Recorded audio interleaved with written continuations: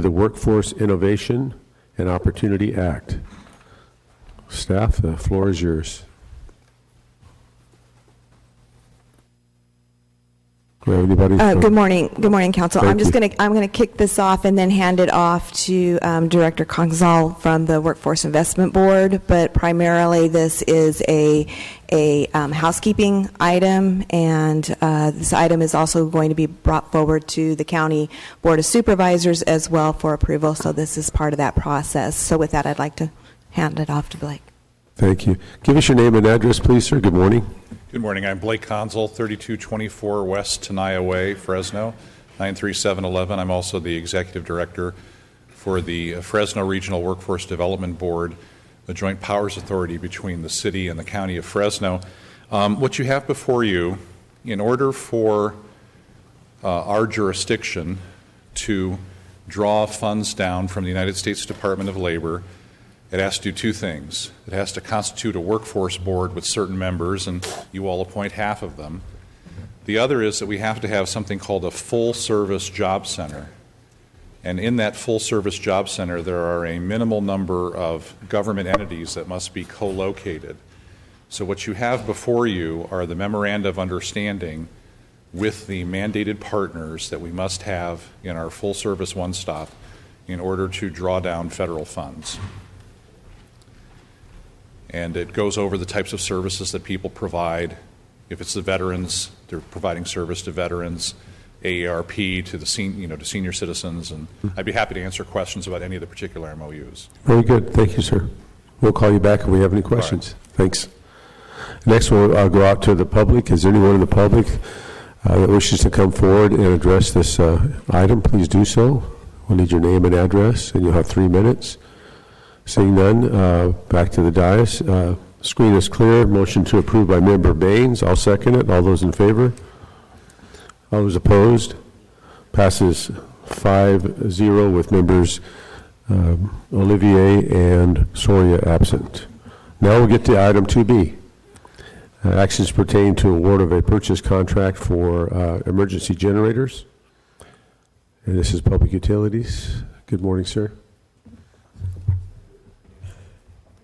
Good morning, Mike Carbajal, Department of Public Utilities.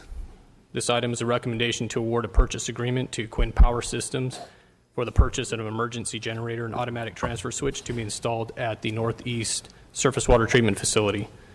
The facility is capable of supplying 15 to 25% of the city's annual potable water demand and is powered by the electric utility. There's presently no backup power source to operate the facility in the event of an electric utility power loss. The Water Division is proposing to install a 2-megawatt diesel generator capable of fully operating the facility during a power outage. To enable the generator to be installed during the upcoming facility shutdown this winter, it is recommended that City Council approve the Fourth Amendment to the Annual Appropriation Resolution number 2016-118, adopt CEQA findings of categorical exemption, adopt findings that Bay City Equipment's bid proposal is non-responsive, and award a purchase contract in the amount of $669,901.93 to Quinn Power Systems, a local company located in Selma. Thank you. Thank you very much. Would any member of the community wish to come forward and discuss this item? And I have a card for Mr. Wells. Good morning, sir. Could you give us your name and address for the record, please? David Wells, P.O. Box 1733, Fresno, California, 93717. Lived in Fresno 48 years. And I want to call your attention to the fact that, which you already know, the city is $800 and some million in debt. And so with this particular investment, I'd like to ask the city to forego a decision on this for at least 90 days or at the very least 45 days so that you can consider a gas turbine generator as opposed to a piston generator and have it do double duty for teaching as a teaching instrument at Fresno State University and City College and the complete State Center Community College District. This is obviously a sizable investment. You're talking about $1 million plus.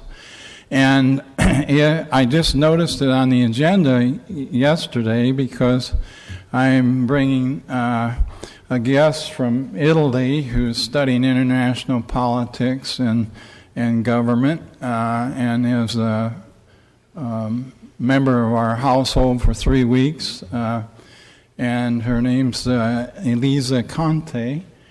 And so we decided to come to the city council meeting, and I noticed this on the agenda. It's been a thing on my agenda for a long time. You can get added leverage for the community and bring people into the 21st and 22nd century in the education system regarding gas turbines. This that you're looking at right now is a company in San Diego that's owned by Caterpillar. And I'm sure that if you give me enough time, I can get Caterpillar to agree to these kinds of things, plus maybe get $1 million tax deduction to a charitable organization on their part to help make this thing happen. This is something that is very, very important to our community. One of the reasons why is because I want to expand one of the companies that I have into hybrid electric power trains for airplanes, marine craft, and ground craft, and power trains would be powered by a gas turbine electric generator. So this kind of training that we can have for our community as a spin-off of this purchase of the city is extremely, extremely, extremely important to developing jobs in this community. Right now we build the world's fastest speed drag racing boat. It's an internal combustion engine and it goes 267 miles an hour and 1,000 feet. And it's built out of carbon fiber. And I want to put the hybrid electric powertrain in it also so that we can have this spin-off of engineering and research development, and this would be a great aid to this community for job generation, job training, and also work for supporting any kind of gas turbine aircraft out there at the airport. So thank you, Mr. Williams. Let's leverage the investment and postpone this decision for just at least a small, short of time. It's not a critical investment. Thank you, sir. What part of Italy are you from? Tuscany. My grandparents came from Lake Como and Torino. Yes. Welcome. Okay. Anyone else in the community wish to come forward and discuss this item? Please do so. This is your opportunity. And seeing none, we'll come back to the dais, and that would be Member Baines. Thanks, Council President. Hey, quick question. I noticed that the initial lowest bidder was rejected because they didn't meet the bid specifications. Can you talk a little bit about that? What specifications did they fall short in? So the Water Division currently operates and maintains 40 diesel generators. We've got 260 wells plus surface water treatment facility, as well as 3 water storage tank sites. And so throughout those facilities, there are 40 of those sites that have diesel generation, and that goes back to 27 generators that were installed back in the mid-'90s following a widespread power outage. And so there was a large number of generators that were purchased at that time, and the decision was made to standardize on the use of Caterpillar and Cummins engines in our generators. And so we've carried that forward to today. That allows us to we still maintain a competitive bid environment because we have 2 local companies that supply. Really quick, let me back up. So you said that we standardized the motor. Was that what you're saying? Correct. So we can when you say standardized, does that mean that we can only use one type of motor, or? No, there's 2 manufacturers. 2 manufacturers. Okay. Caterpillar and Cummins. Caterpillar and what? Caterpillar and Cummins.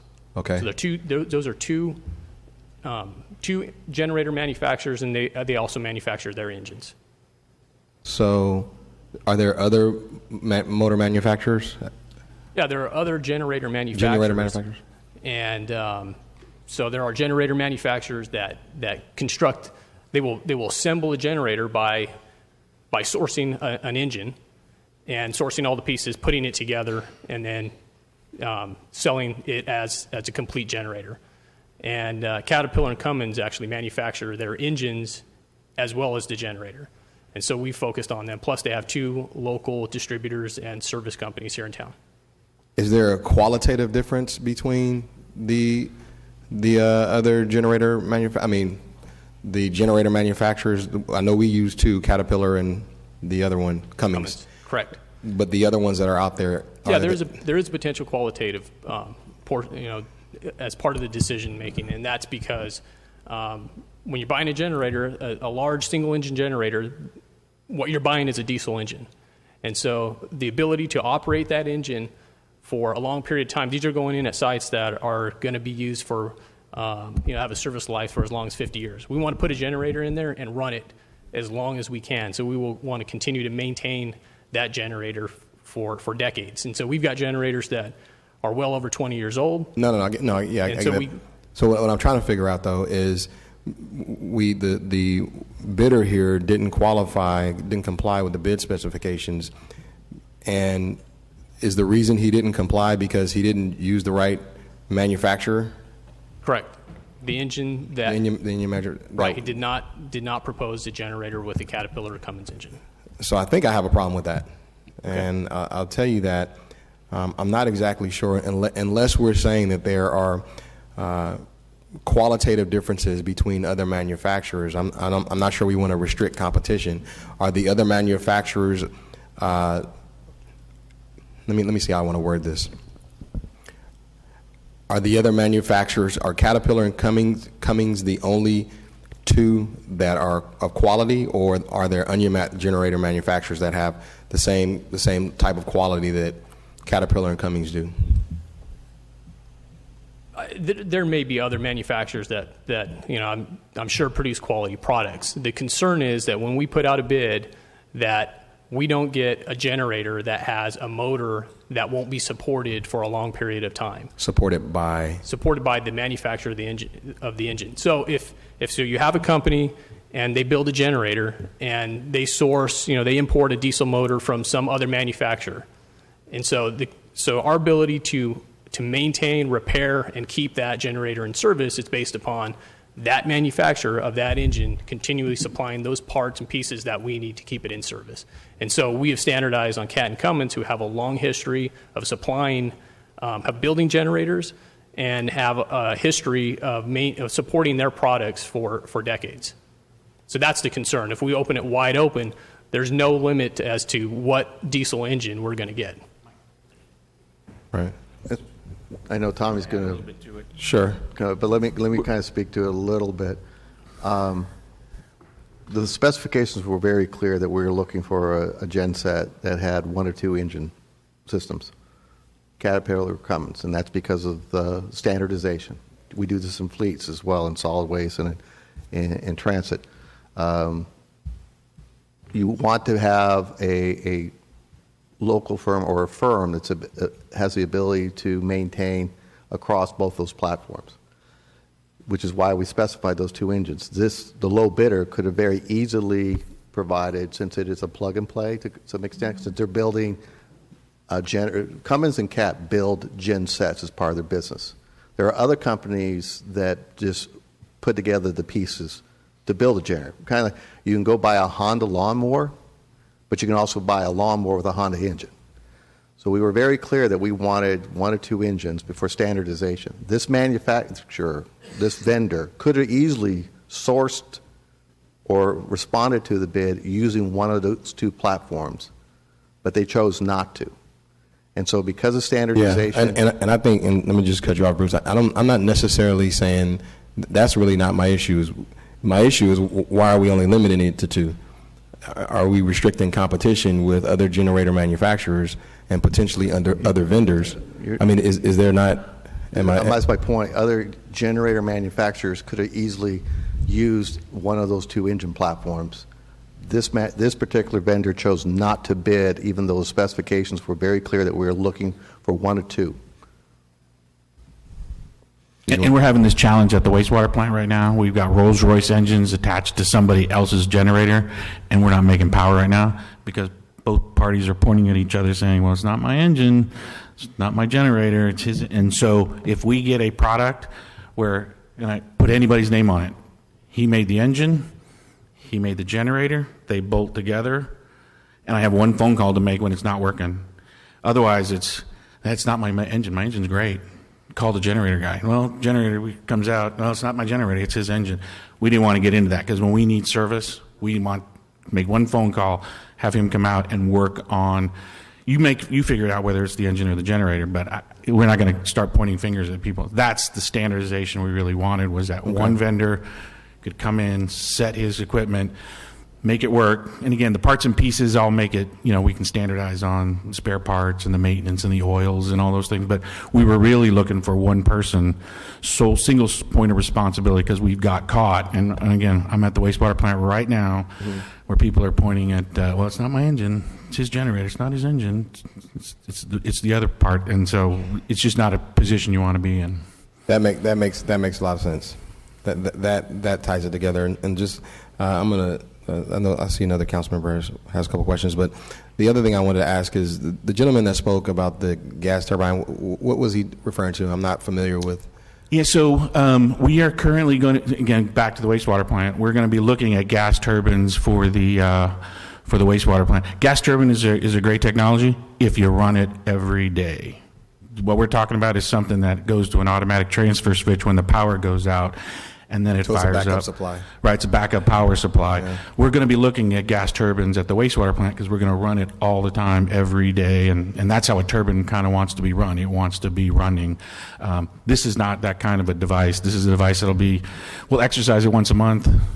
Where's our PG&E friends? Hopefully they've always got power. We never have to use it, but it's that kind of device. No, sure. It's a production device, a turbine. Well, I'll tell you, he piqued my interest because I would certainly, assuming that what he was saying was correct, and it's kind of the new technology when we talk the generation.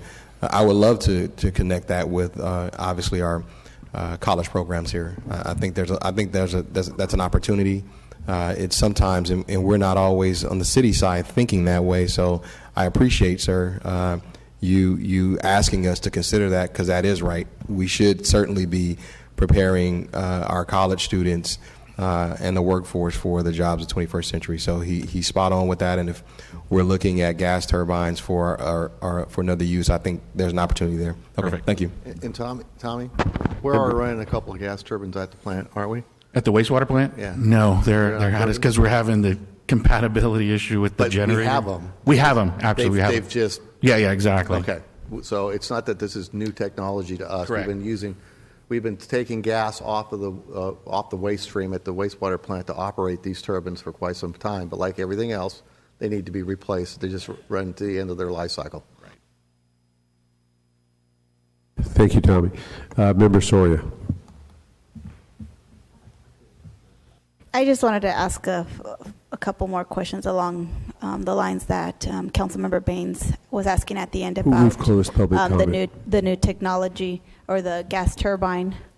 But I wanted to see, so how far are we from using, or I know that you said that we have some gas turbines already. So in kind of along the lines of what the gentleman spoke to, is that something that we can start exploring like now? Well, as Tommy indicated, we are, because the ones that we have are at the point where they need to be replaced. So we'll be looking at the latest technology. And as far as allowing Fresno State Engineering or whoever wants to take a look at the new application that we acquire, that as we have the current, we may even donate, although they're rather big, donate the 2 units that we have to Fresno State and let them work on those things or train on those as they evolve into the newer technology. But we can certainly open that opportunity up once we have those new systems in place. But for purpose of what we're voting today, no, these are just basic standby backups. generators that are used Exactly. Similar to what we have this building and other places throughout the city. Okay, great. Thank you. Okay. Member Olivier? Okay. So we will close council comment portion. Do I have a motion to approve this item? I'll move to approve it. Do we have a second? There is no second. Second by Member Baines. Thank you. There's a motion and a second. All those in favor? Opposed? Passes 7-0. Okay, folks, kind of keep up with me here on the dais, all right? Item 2C, actions pertaining to a digital billboard master lease agreement. City Manager's Office. Good morning. Good morning, Council. Wilma Kwanchak, your City Manager's Office. The item before you pertains to a consultant services agreement with Outfront Media for 5 digital billboards on city-owned property. As outlined in your staff report, the agreement will allow Outfront to construct billboards at Woodward Park, Al Rathka, the MSC, and Veterans Boulevard at State Route 99. Once the signs are constructed, the city will receive a one-time signing bonus of $325,000 and guaranteed annual rent payments of $378,000. In addition, Outfront Media will remove 47 static billboards within the city. Staff, as well as representatives from Outfront, are here should you have any questions. Thank you very much. And to be clear, so it's because the public is watching, these billboards will not be constructed in the parks. These billboards are going to be located basically in areas next to the freeway, which are far removed from the green space being used by the community. So they're on the periphery of these parks. They're not going to be in the middle. For example, the one at Woodward Park is located on the far west side of the park. It's not improved, and it's adjacent to the freeway, which is why it's not improved. The same thing with the other locations. It's in Veterans Boulevard. That area already has billboards there. So again, they're not in the middle of a park. They're on the periphery of these locations. Thank you, City Manager. Would any member of our community like to come forward and discuss this item? This is your opportunity. You'll have 3 minutes after you give us your name and address. David Wells, P.O. Box 1733, Fresno, California 93717. All I want to do is call your attention and make an asterisk beside this, that this is a joint private enterprise city government venture. And I'm going to be coming back to you with similar things. So I just want you to note that. Thank you for your comments, Mr. Wells. Anyone else from the community wish to come forward? This is the perfect opportunity to give us 3 minutes of your opinions. Seeing none, back to the dais. Member Brandow. Thank you, Council President. I've done some work with Outback in the past, and they're just very professional. Don't bring it up, Bruce. The mayor's listening. Okay. So I just want to make a motion to approve. Thank you very much. I have a motion by Member Brandow, seconded by Member Olivier. Next on our screen is Council Member Quintero. Thank you, Mr. President. Is someone here from Outfront Media? Can you?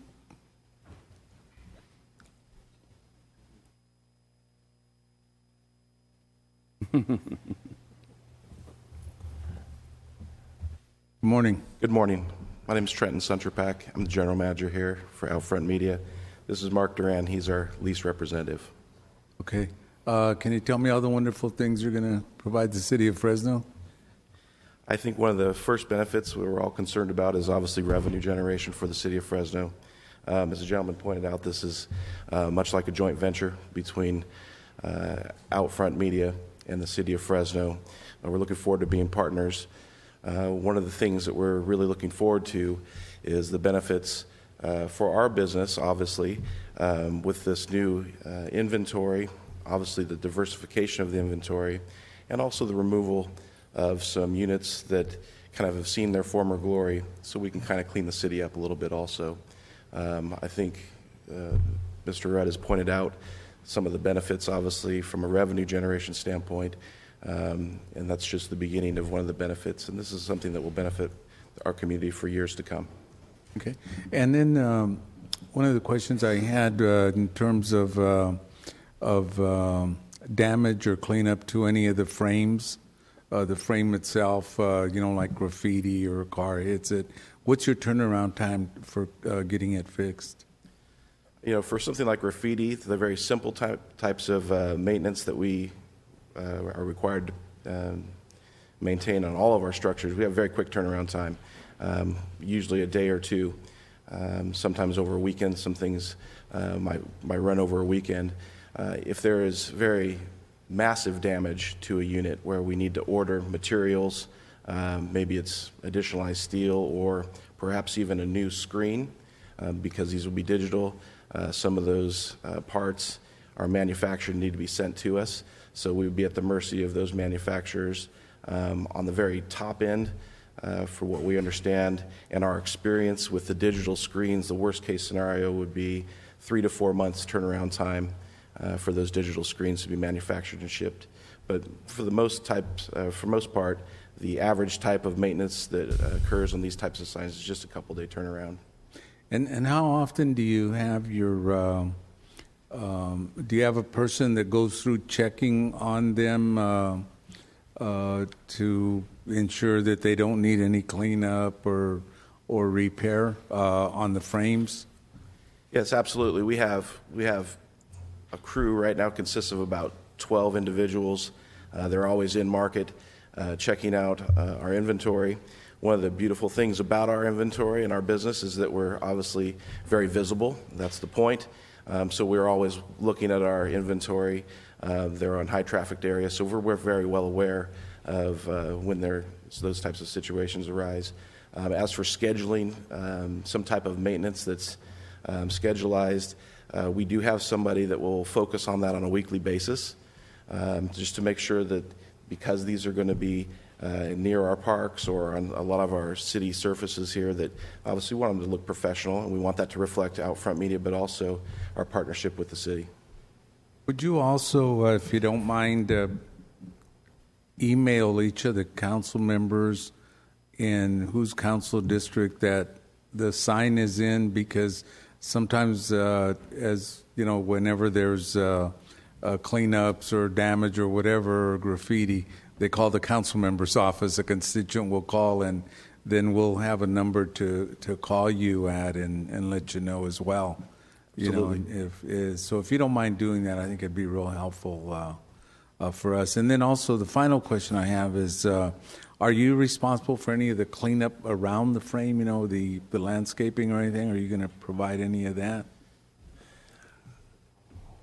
The general area around the billboard, the footprint that we're using, we will be responsible for that. There's in the contract, there's discussion. It's actually in the contract in terms of the maintenance of some fencing around the actual structure. We will be in full responsibility of that as well. So obviously the property within that perimeter, we are going to be responsible for. Okay, because I know that's something near and dear to Councilmember Brandau's heart. So sure he'll be on the lookout for all 5 locations. So we'll make sure we make them look good. Thank you very much, and look forward to getting those the email contacts for you. Appreciate Send them immediately. Thank you. Thank you, Mr. Thank you, Member Quintero. Member Soria. Thank you, Council President. I have a few comments and then some questions. So I do appreciate the city manager for, as part of the negotiation, including space for the city to be able to do some announcements when we do have important community events and so forth. So thank you for working and including that. Definitely appreciate it. I know that there's 5 locations, so I was just wondering, and I know that this is kind of, I guess, the first in, there may be more, I don't know. So just wanted to make sure, and I ask, are there any future plans, or is this just kind of a starting point, or what are we planning? So the number of signs right now is based on our discussions with Outfront on what the market saturation and what the market demand is. We don't want to be into a situation where we put, and they don't want to be in a situation where we put so many signs out that we devalue this opportunity. So right now, based on their market analysis, they deem that 5 signs are adequate. There may be an opportunity in the future. We had some other sites that were identified in the RFP, and if there's a decision ultimately made based on, again, a change in market conditions, then that contract can certainly be amended and come back later on and add another sign. But right now, it's based on what they believe is the highest return on investment. And are these agreements generally this long in terms of the length? I think Yes, it's like because of 20 the years. capital costs associated with putting these signs, they need some assurances to be able to make back that initial investment, because I think these signs come in at a little around $1 million per sign or somewhere in that area. And do we know about how much we anticipate to generate?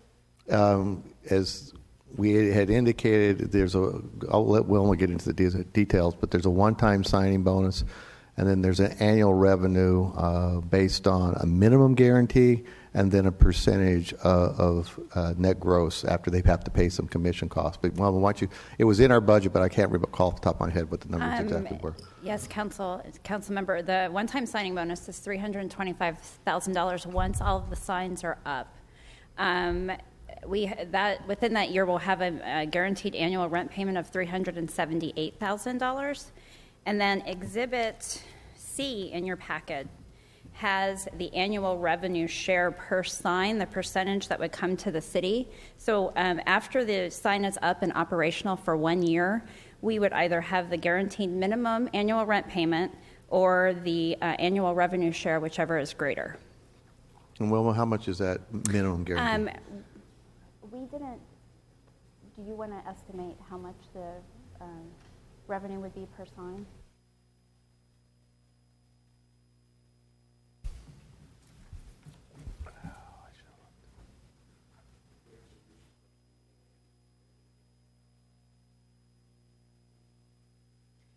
When in discussions with Outfront, they were comparing us to other markets, and so yes.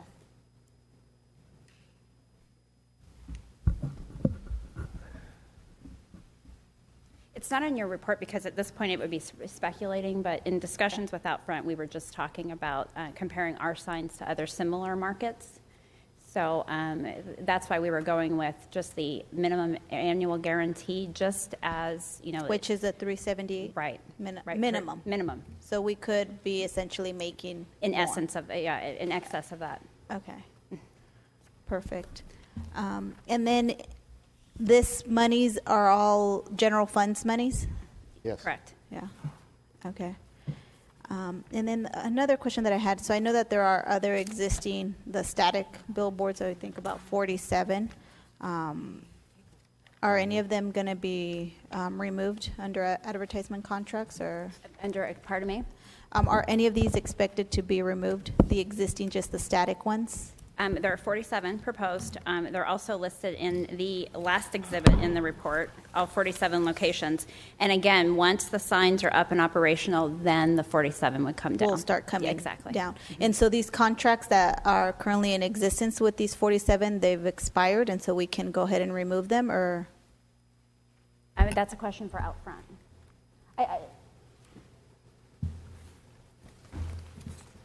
Are these all Outfront medias? Static billboards? Correct. My name is Mark Duran. I'm with Outfront Media. Yeah, correct. They're all Outfront billboards. Okay. Yeah. And so you guys will be moving them as soon as As soon as each location as soon as the 5 go up.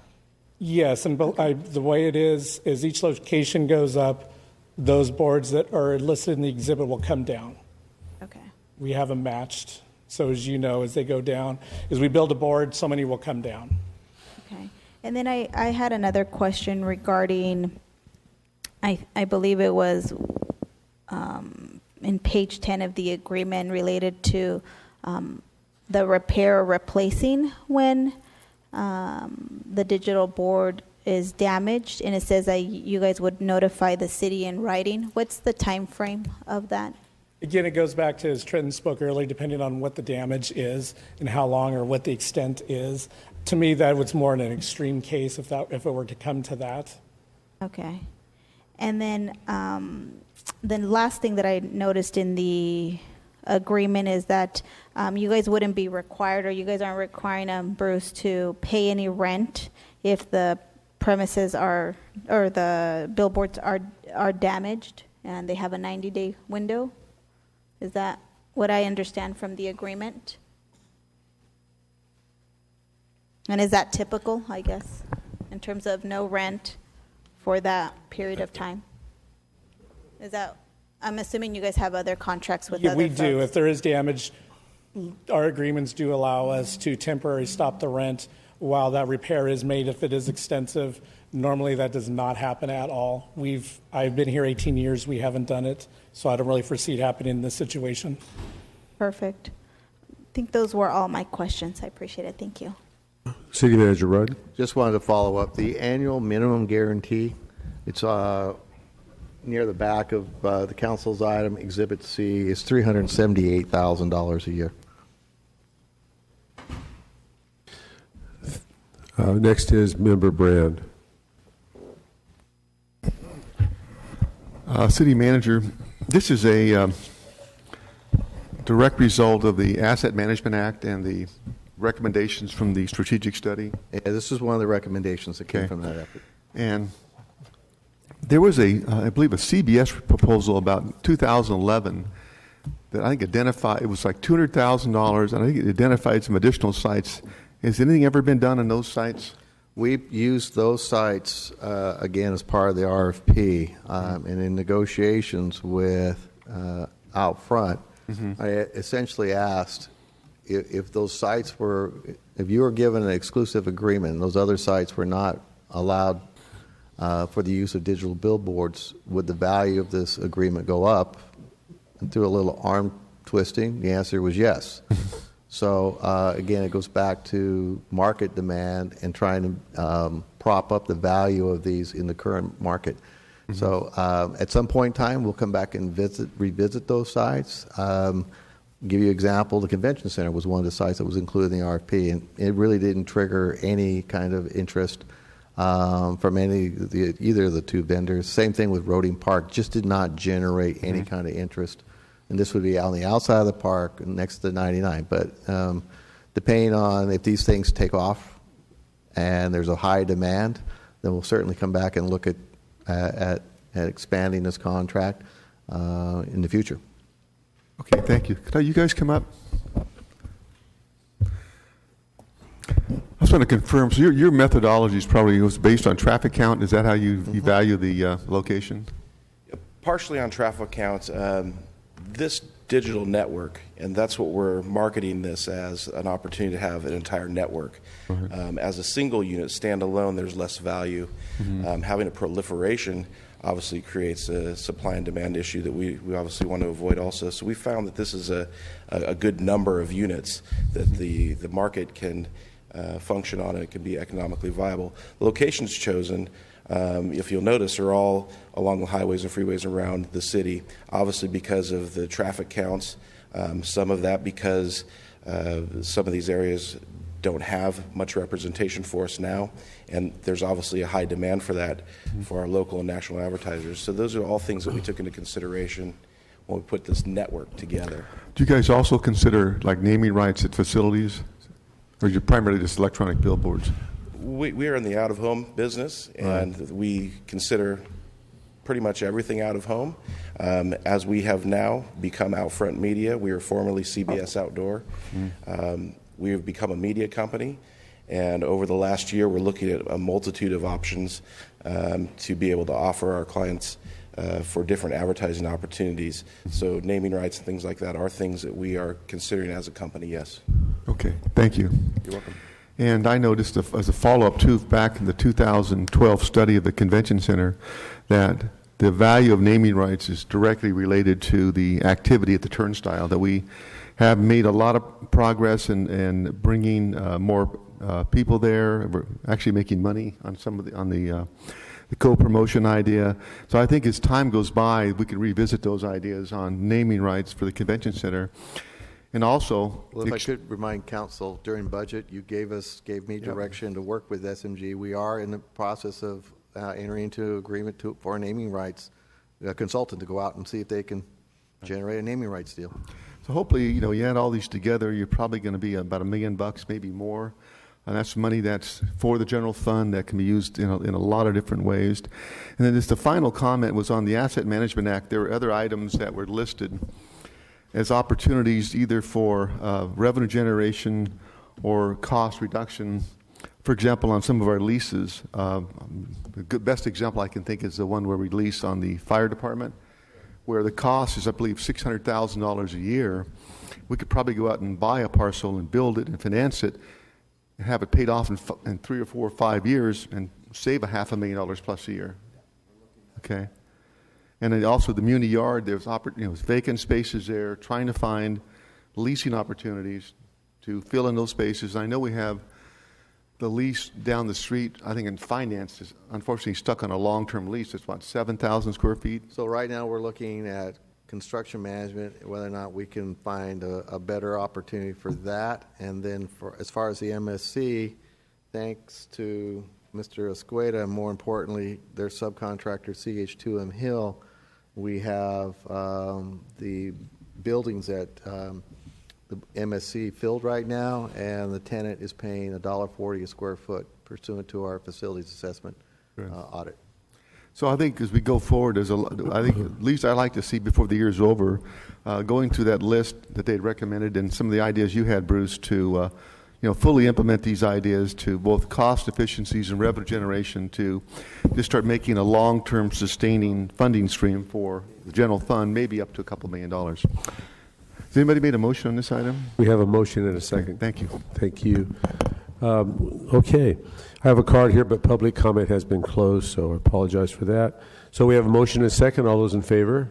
Aye. Opposed? Passes 7-0. Moving on to item 2D, actions pertaining to a lease agreement between the City of Fresno and SkyWest Airlines. Good morning, Airport Director. Good to see you again.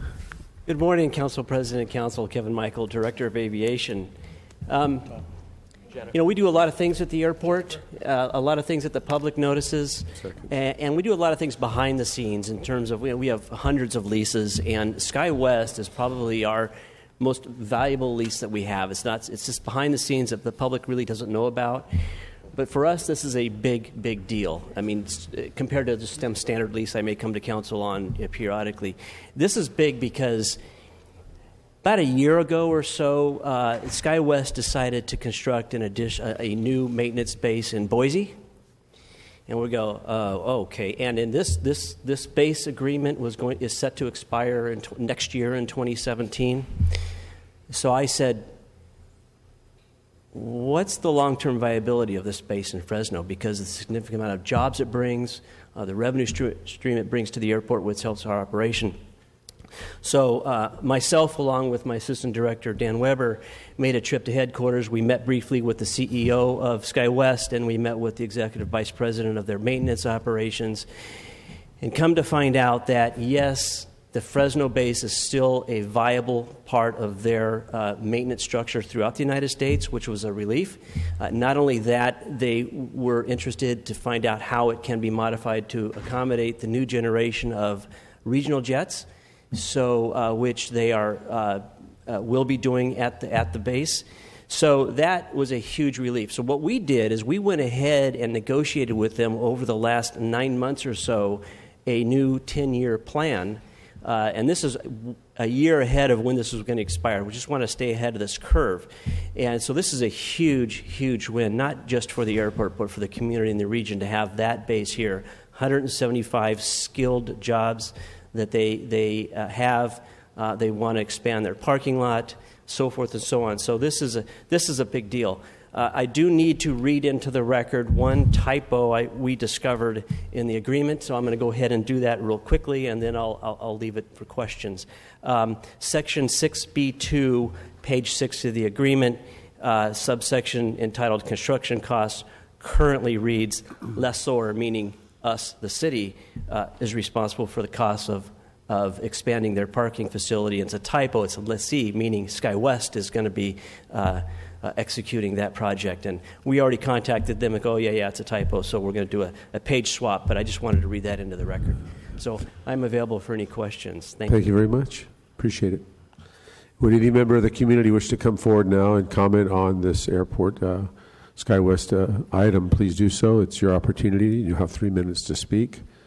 Seeing none, back to the dais. Screen is clear. I'll make a motion to approve. Second by Member Brandau. All those in favor? Opposed? Passes 4-0 with, thank you, sir, with members Olivier, Brand, and Soria absent. Okay, it's 10:03, so we're going to go to the 10 a.m. matter, which is a scheduled council hearing and matters issue. It's a hearing to consider the amendment application on behalf of PG&E. This is a District 3 item, and it's a DARM-sponsored thing. Thank you, sir. Thanks for being here. All right. Good morning, council members, council president. Chris Lang, planner with the Development and Resource Management Department. At this time, staff has nothing to add to the report and is available for any questions. Very good. Thank you. Okay. Next, we'll go to the public. Is there anyone in the public that wishes to comment on this item? This is the perfect opportunity. Again, you have 3 minutes. Seeing none, back to the dais. The screen is clear. Do I have a motion? Motion by Member Baines, seconded by Member Quintero. All those in favor? Opposed? Passes 6-0 with Member Brandau absent. Okay, let's go back now. Since we have another timed item, we'll go to item 2E on general administration. And that's a resolution regarding the redemption of the Blosser judgment obligation bond debt service. And this is from City Manager's office. Good morning. Good morning, Council. Renee Smith, Assistant City Manager. This item before you today, as you may recall, back in 2002, based on a settlement, the city issued judgment obligation bonds.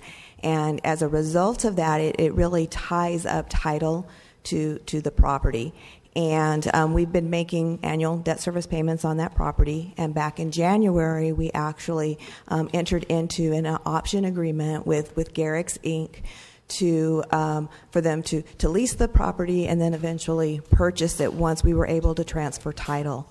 As a result of that agreement and them exercising that option and making their lease payment at this time, we are in a position to be able to pay this debt off 10 months early.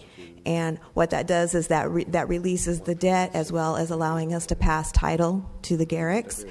Additionally, it frees up the remainder of the property. So as we are seeking how we want to work with other potential buyers, there won't be this issue of it being tied back to the lease. So staff is recommending approval today. Thank you. Very good. Thank you. Taking this out to our community, is there anyone that wishes to come forward and speak on this item? Please do so. This is your opportunity. Seeing none, back to the dais here. Do we have a motion? Oh, make a motion. It's in District 2. It's a citywide situation because it's financed, but because the property's in District 2, I'll make the motion to approve. Thank you, Member Brandau, for the motion. Seconded by Member Baines. All those in favor? Opposed? Passes 7-0. Thank you very much. So we are a little bit ahead of schedule, which is a good thing. So we'll take unscheduled communication. I have a couple of cards. First is Gary DeSecco. Good morning, Gary. And you'll have 3 minutes to address this body. Good morning, sir. Sorry, Paul. I was working the fair. First of all, we got a problem with the Greyhound bus station and also Amtrak. I go pick up my ticket, going to the dare coming up September, and I'm a busy man because I was working the fair every year. First of all, the Greyhound bus station, they had no supervisor, no name tags, and nothing. And I already talked to the girls and buy a ticket, and she is so rude, and nasty, and stuff. And I already told her that I said, you're harassing me. I'm gonna go talk to my boys. And it's not appropriate and stuff and like that, because this man here is not doing nothing wrong to Fresno, and I know her boss's name's I can't remember her name, but she goes to Bakersfield all the time, and she goes back and forth. You need to do something to talk to member 3 and see they need to talk to them, because his name's I can't remember her name, but I'll figure it out later.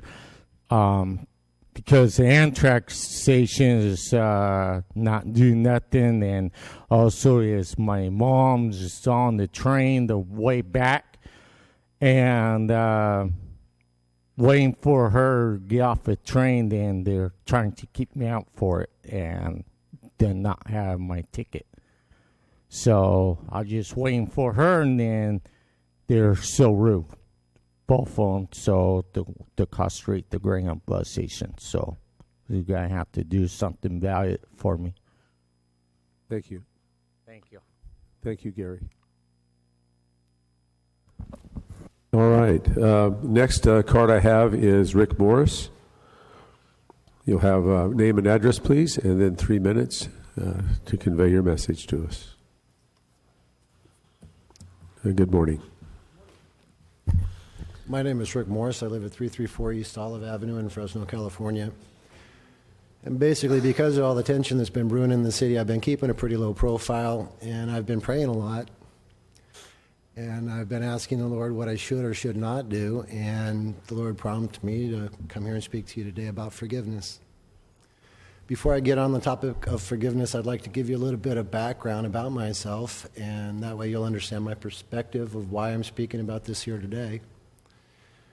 I was born in 1961 in Clark County Hospital, Las Vegas, Nevada, during the nuclear testing. And most of my life, my mom says that explains a lot.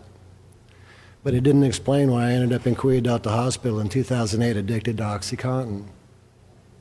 I was so desperate, so despondent, that I was begging the Lord in the hospital, take me now, be quick, be merciful, painless if possible.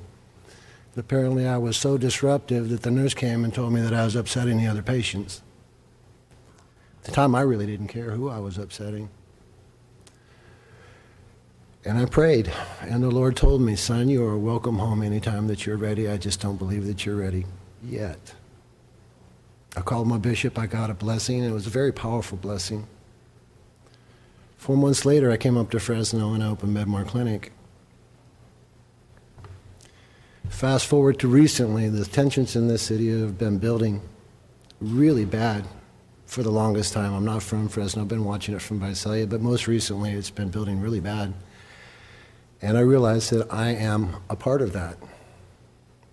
So I'm here today to ask your forgiveness for anything I may have done that caused you distress, discomfort, or anything of the sort. And because my Lord won't allow me to ask for that which I'm not willing to offer, I'm offering forgiveness to anybody who's willing to accept it. You don't have to desire it. You don't have to ask for it. It's just there. What we need to do as a community is we need to heal before it becomes so bad that it's nothing but an adversarial position and people get hurt. So I think what we need to do is just contemplate the concept of forgiveness. Thank you for your time. Thank you very much. Is there anyone else in the public that wishes to come forward and discuss any item during our unscheduled communication? This is the opportunity. Seeing none, we'll go back to the agenda. It is 10:12, so we'll hear our 10:10 item, which is an appearance by Costel Fioria to discuss water quality in Northeast Fresno. Are you here today? That last name is Fuiorea. Okay, no one's coming forward on that item, so we'll move on to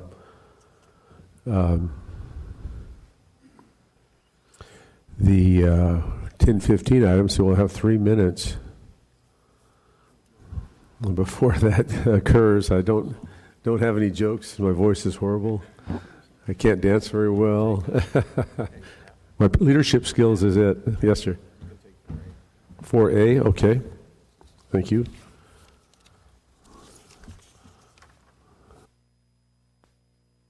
Okay, item 4A is a resolution condemning Islamophobia in the city of Fresno, sponsored by Member Soria. Is there any way that we can do that after we come back from lunch? There are some folks that were supposed to be here for that, and so we thought that we wouldn't get to that till the after lunch. You're sponsoring, whatever your pleasure is. If we could come back to it, that would be great. Thank you. Okay.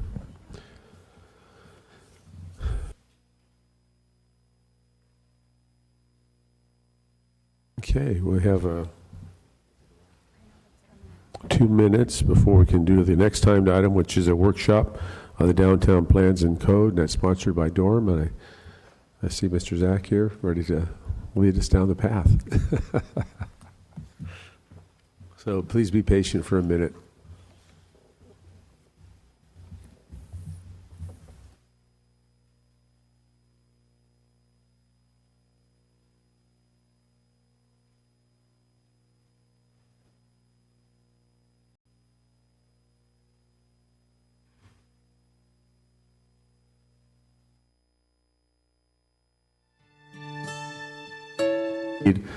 With our timed item of 10:15 workshop, Downtown Plans and Code, from Dorm and Assistant Director Dan Zach.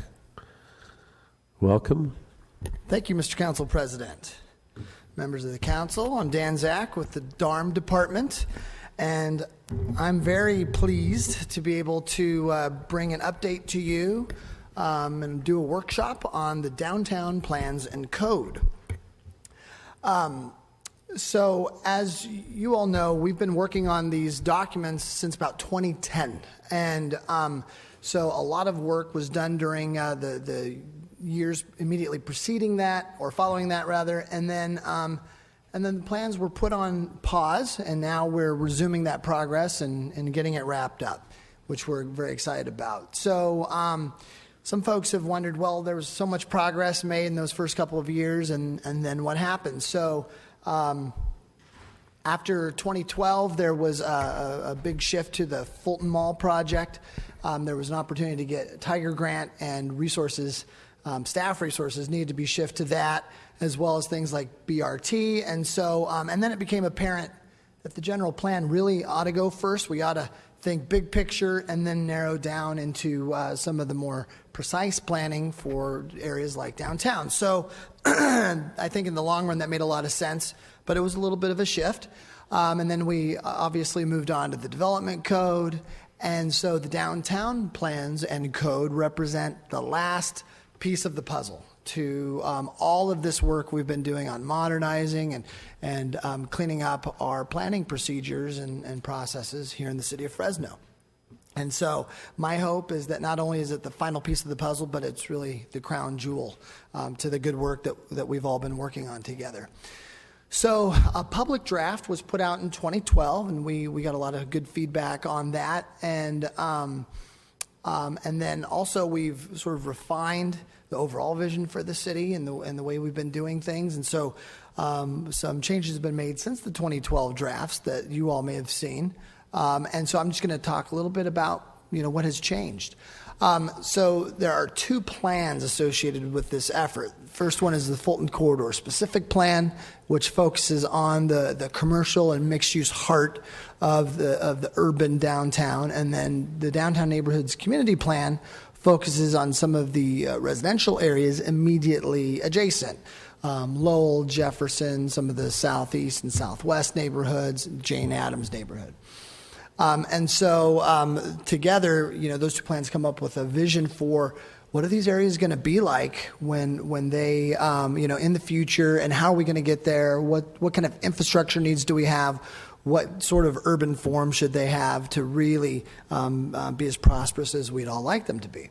And then the third piece is the development code that would implement all of that and make that a reality, so that as projects come in, as infill sites develop, each one of those gets us incrementally closer to that vision and really gets us closer to the revitalization that we'd all like to see.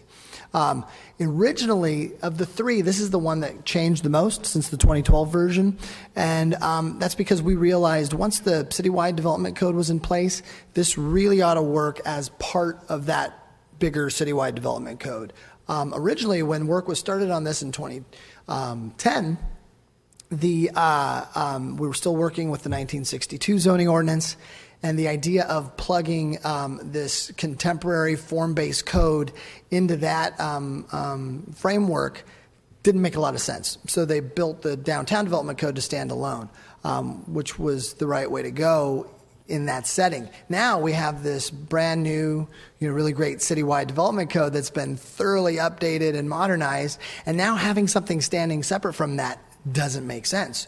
And so we don't want people to have to learn two different sets of procedures, two different vocabularies, two different ways of doing things. So the downtown development code's been reworked, reconfigured to work as a module to the citywide development code. And if and when it's adopted, it will seamlessly integrate into that document.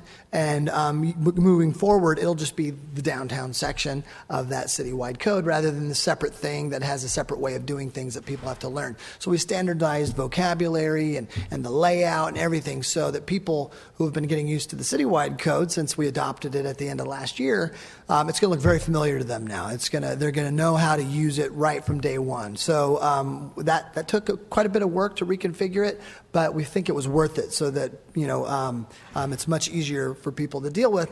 And at the end of the day, it still gets us that walkable, attractive, mixed-use downtown that these plans envisioned from the beginning. So this is the zoning map that we're proposing as part of the downtown development code. And so one of the things that we did was find a way to better integrate this into the way we do zoning throughout the city. And so it's going to be embedded into the citywide zoning map and use same terminology and layout as the rest of the zoning code. And so if you look at some of the residential areas, for example, there were separate zones in the original version of the downtown code that were really trying to get us at the same place, we realized, as zones like RS5 in the new code and mixed-use neighborhood.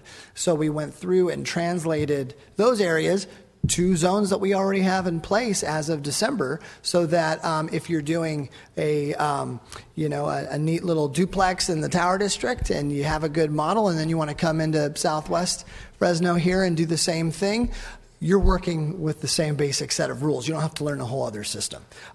Ditto if you want to do a mixed-use building on Fresno Street through Southwest Fresno, then you can bring that model from Tower or Blackstone and make it work there too, because the system is the same. Where we really needed something entirely new was in the main downtown triangle of the Visadero 41 and 99. That's where we're having, where we're trying to create the really metropolitan, cosmopolitan urban core. Nothing in the citywide development code will get us where we need to be in order to bring that dream to reality.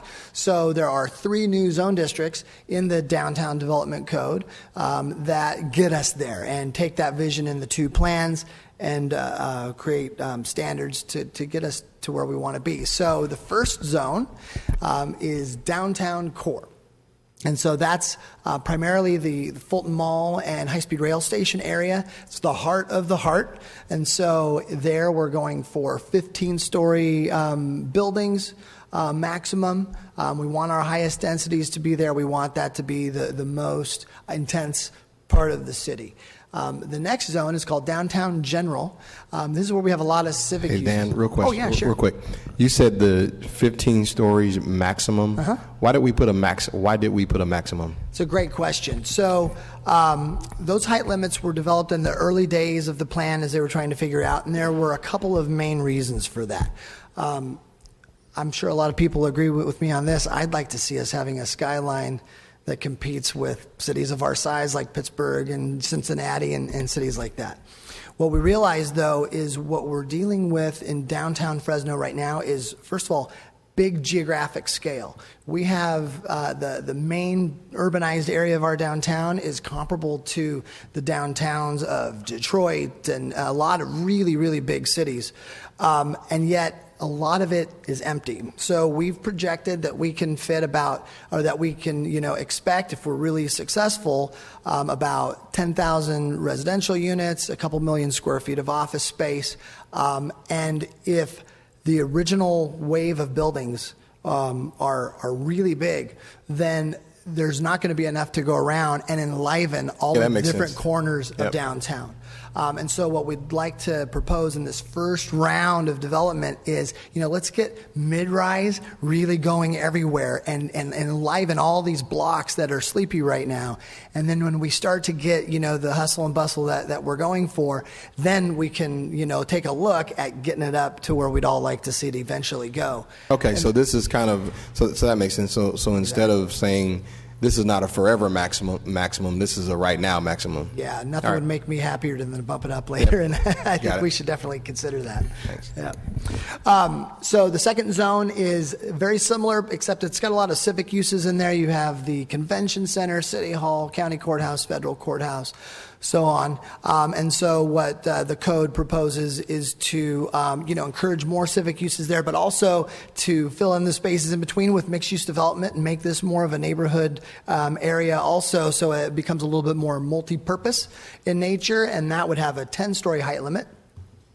And then in the areas around it, Mural District, Chinatown, South Stadium, and such, would be called downtown neighborhood, and that would be a little bit more residential in character, but still a wide variety of uses are allowed, and you would have a 6-story height limit there. And then there are a few pockets, namely around the L Street historic area and the St. John's historic area, where the same mixed-use zoning applies, but there are extra development standards put in place so that new buildings fit in with the residential buildings that are presently there, so you match the setbacks and the heights in those little pockets and keep that neighborhood feel that has been maintained over the last 100 years, but still encourage filling in some of those empty spaces that we have in those neighborhoods. We also added a retail strategy in this version of the plan. The original version didn't have a retail strategy, and it wisely encouraged ground floor retail, because that's what a lot of the great downtowns have. However, we looked at this triangle area and did some math, and if every area built out with ground floor retail, it would be more retail space than the Mall of America in Minneapolis, which is the biggest shopping center in the U.S. We can't support that. Even if we're really fortunate to get those 10,000 units and attract people from other parts of the community to visit this part of town more often, we're still not going to support that. It's just bigger than what our market can bear. And so what we realized is, in reality, we wouldn't get more than the Mall of America. In reality, what we would get is a shop here and then a couple blocks of nothing, and then a restaurant there and a couple blocks. Nothing that would really scatter.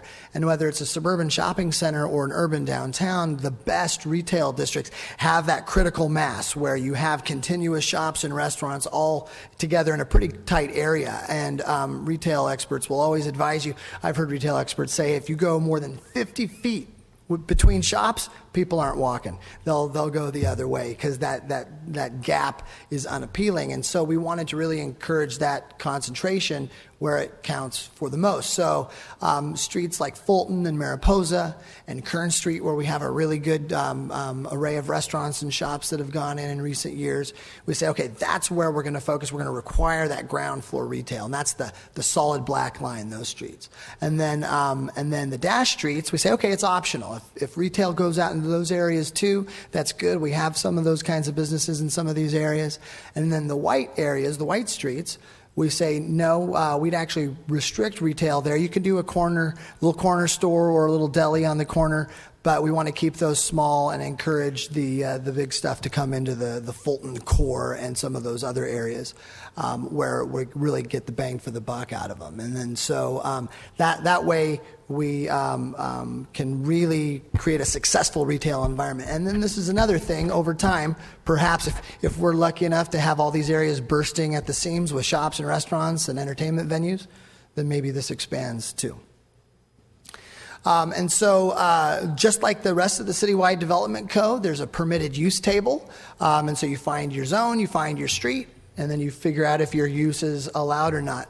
Main difference here is that just about everything is permitted by right. You know, there's some restrictions on some of the ground floor uses, like I just mentioned, in a few areas where it's necessary to get the activities that we want, and some restrictions on industrial. And that's about it. You know, we want to see everything, you know, coming together in this part of downtown, because successful downtowns are multifunctional. So instead of focusing on use so much, we focus on the form of buildings. And so we've, you know, we're a little bit late to the downtown revitalization game. A lot of cities got started really doing good things in the 90s, and we've been at it for a couple of years now and keep getting better and better. One good thing about not being the first is that we can learn from other cities. And so one of the things we're trying to do is match the urban form that worked best for us in the past, still works for us in places now, and has worked great across the country. This is not it, this picture right here. This is not the urban form of a successful downtown. It's fine in other settings, but any downtown that tries to look like this is not going to work, and that's been seen across the country. Calling it downtown and putting a banner doesn't change it. It's the physical form of these places that make them successful. And so this is really what a successful downtown is all about when you get right down to it. There's a lot of variety out there, but having that nice pedestrian environment and having that sidewalk activity, that is the common thread through all these places. And so this is a small town in Washington State called Port Townsend that I really like to visit. And whether you're in a little place like that's very far removed from a metropolitan area, or in Pasadena in Southern California in a gigantic metropolitan area, the basic pattern holds the same. The buildings are up to the sidewalk, sidewalks are wider, pedestrians are comfortable, and you get that compact mixed-use pattern. Now, just widening the sidewalk and bringing the building up to it is not enough.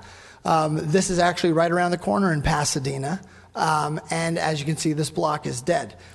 We can't really afford mistakes like this in Fresno if we're going to be successful, and so rather than nitpicking use, we focus on things like this. Let's get the buildings right so that we don't have, you know, dead spots as we start to build out. Interestingly, Pasadena tore this down. This was a Macy's, and they let one side of it be blank, and they regretted it, and they're tearing it down and rebuilding it now with active frontages on this block. I gave a presentation a few years ago in Pasadena, showed this picture, and roughed them up a little bit over it, and they were sure to let me know we're taking that down. So even a town like Pasadena, which is very successful, can't really get away with mistakes like this. So we need every building to get us closer to our goal, and to not only be successful as a development project, but to help make downtown as a whole more successful. So this is the pattern that you want to emulate, right? This is Pearl District in Portland, but you see this in a lot of places. And that sidewalk focus, the active ground floors. This street is a retail street, but on side streets that don't have retail, you can also have active ground floors. This is in San Diego, where they have a ground floor residential unit with a porch and a little stoop. This is a high-rise building, but the ground floor of this high-rise is probably a 30-story building, but that's what the ground floor looks like, which makes it feel very comfortable, even though you're in a big metropolitan city. And we've been getting pretty good at this. We're about 600 units into our downtown housing construction period, and we keep getting better and better, and a lot of these principles are working well here, and people are moving in, and it's great. And this is a project by the Housing Authority. I'm sure we're all familiar with it. They actually followed the draft Downtown Development Code to a T to really, they wanted to be a good partner, and they wanted to show that this stuff works. And they've been very successful with this project too. And this is the kind of thing, filling in empty spaces in downtown with buildings like this can really help bring us back to life. And so we focus on things like frontage coverage. How much of the sidewalk is lined with a building, and trying to minimize the gaps between buildings and putting parking lots behind rather than in between buildings or at the back of the sidewalk. In the above picture on this slide, that's Fresno. You know, this is how we used to do it, and so it's a little bit of a back to the future kind of thing for us. Pedestrian access, having those entrances at the sidewalk. When you go from shop to shop, building to building, you do that on the sidewalk. You can have another door in the back off of the parking lot, that's great, but we need a door at the sidewalk too, because that's what puts those people on the sidewalk. They don't just walk around out there by accident. You have to deliver them to those sidewalks. Materials, trying to get materials that are durable and attractive. Wide variety, some more modern in nature, some more traditional in nature, and a lot of flexibility there, but keeping that attractiveness and that durability up. Windows are actually really big. Windows give scale to a building. Windows allow visibility into those shops. The blank wall is really repulsive to people, as I mentioned earlier. And so we work to make sure that the ground floor is 60% glass in the commercial areas so that people can see into those businesses. And it also helps make people feel safe. When you're along a blank walled building, it feels like no one can see you. You can't see anybody. It's a little bit boring and a little bit creepy too. And so people tend to feel safer when there are eyes on the street. And so getting the windows right is a big step in that direction.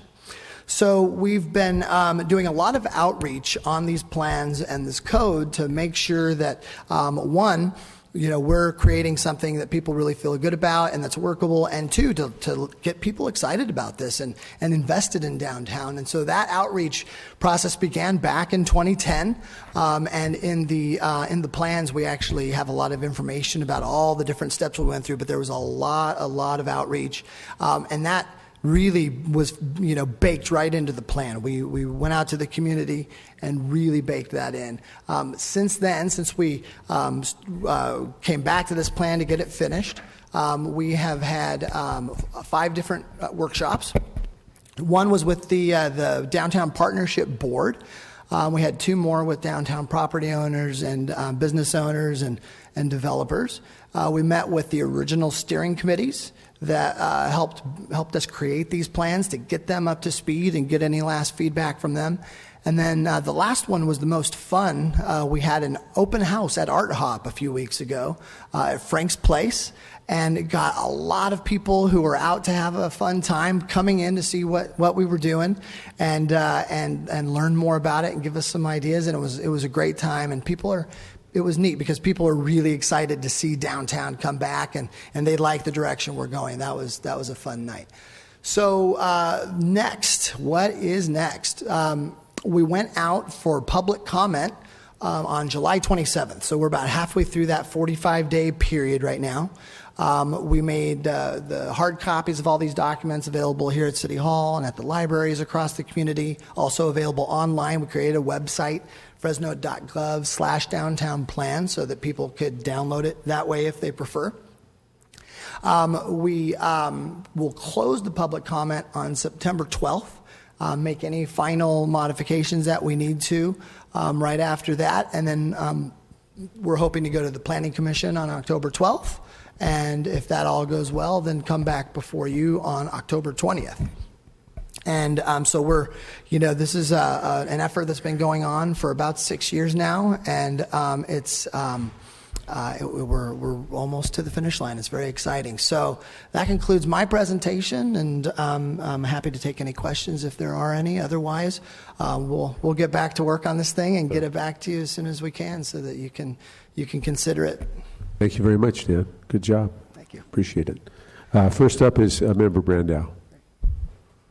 Hey, Dan, thanks a lot, and very good job, very thorough, and I like the way your presentation followed a lot of pictures. Thank you. Worked well for me.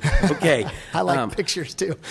And we got into, when we were talking about the development code, I think I got dragged into a lot of meetings that ended up where we talked about downtown development code. And you had so there's a different dynamic that you want than the rest of the city in general. And we have a couple of others, like the Tower District, where they want a very specific look. And so I appreciate all the hours you've put into this. I hope everything goes according to plan. I actually punched in really early, and you ended up answering a lot of my questions through the course of the presentation. But I do still have a couple left. Sure. But they're kind of related on the side. First of all, is there a chance that you can give us an update on the Fulton Mall right now? Just a quick update on the construction. That's not your thing. It's not. I'm Okay. not the expert, and so I'd be a little bit reluctant to do that because I'm not getting day-to-day updates. I'll find that out. So. I'll find that out. If you don't mind, Assistant City Manager Quan Schechter can give you an update as to how we're progressing with the mall right now. All right. Thank you, Bruce. All right. Morning again. We are on schedule with construction on the mall. We started laying asphalt about a week ago, maybe 10 days ago, on the southern block, Inyo to, I guess it would be Kern. Construction has been ongoing on the northern part of the mall as well, and we're soon starting construction on the mid-block at Mariposa. We're also right now working on the sewer line in Merced. I did a hard hat tour about 10 days ago, and it looks fantastic. We're setting the aggregate bands in the sidewalk. It's really starting to take shape. The art right now, I believe almost all of the pieces have been removed with the exception of a couple. I've seen pictures of the restoration. It's all coming along great. So we're right now on schedule for completion May 7th of 2017. Very good. So. Okay. Oliver Does just that answer your question? Yeah, and Wilma, Oliver just volunteered he and I for a hard hat tour, so we Okay. would like to set that up. We will reach out to your office and get I'm that really set glad, up. and Councilmember Soria is with Okay. the three of us. The I'm rest happy. of them are on their own. We don't want a Brown Act violation. We are happy. We are happy to accommodate that request. And also, how about financially? So it's on target as far as time-wise? Mm-hmm. How about budget-wise? That's more of a question for Randall Morrison, but I have not heard that we have any issue. I think everything is status quo. Okay. Mm-hmm. Can you set up an appointment with me and maybe Randall, Yep. or if you want to just find out the information and let me know? Absolutely. I want to make sure that we're on target budget-wise as well as time-wise. That was Mm-hmm. really important Okay. to the council vote. So, Mm-hmm. all right. Yeah, I will do that. Thank you, Okay. Wilma. Dan, back with you. And thanks, Bruce, for having Wilma come up and help me out on that. So not too long ago, we found out that we didn't quite hit requirements from the state for density, by right density construction. Our housing element was off, basically, right?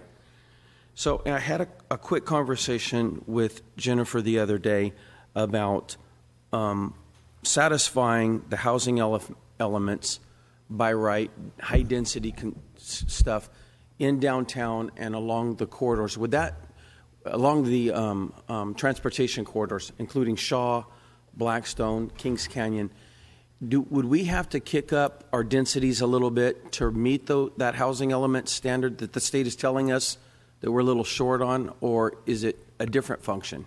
Well, we're looking into that same concept right now to see if that is viable. I'm reluctant to go into it too much, and I could have Talia perhaps answer some questions if necessary. But what I will say is that downtown is a definite possibility there because the density is actually unlimited. Whatever can be fit into the building envelopes that we've described, you can go up to 100, 200 units per acre.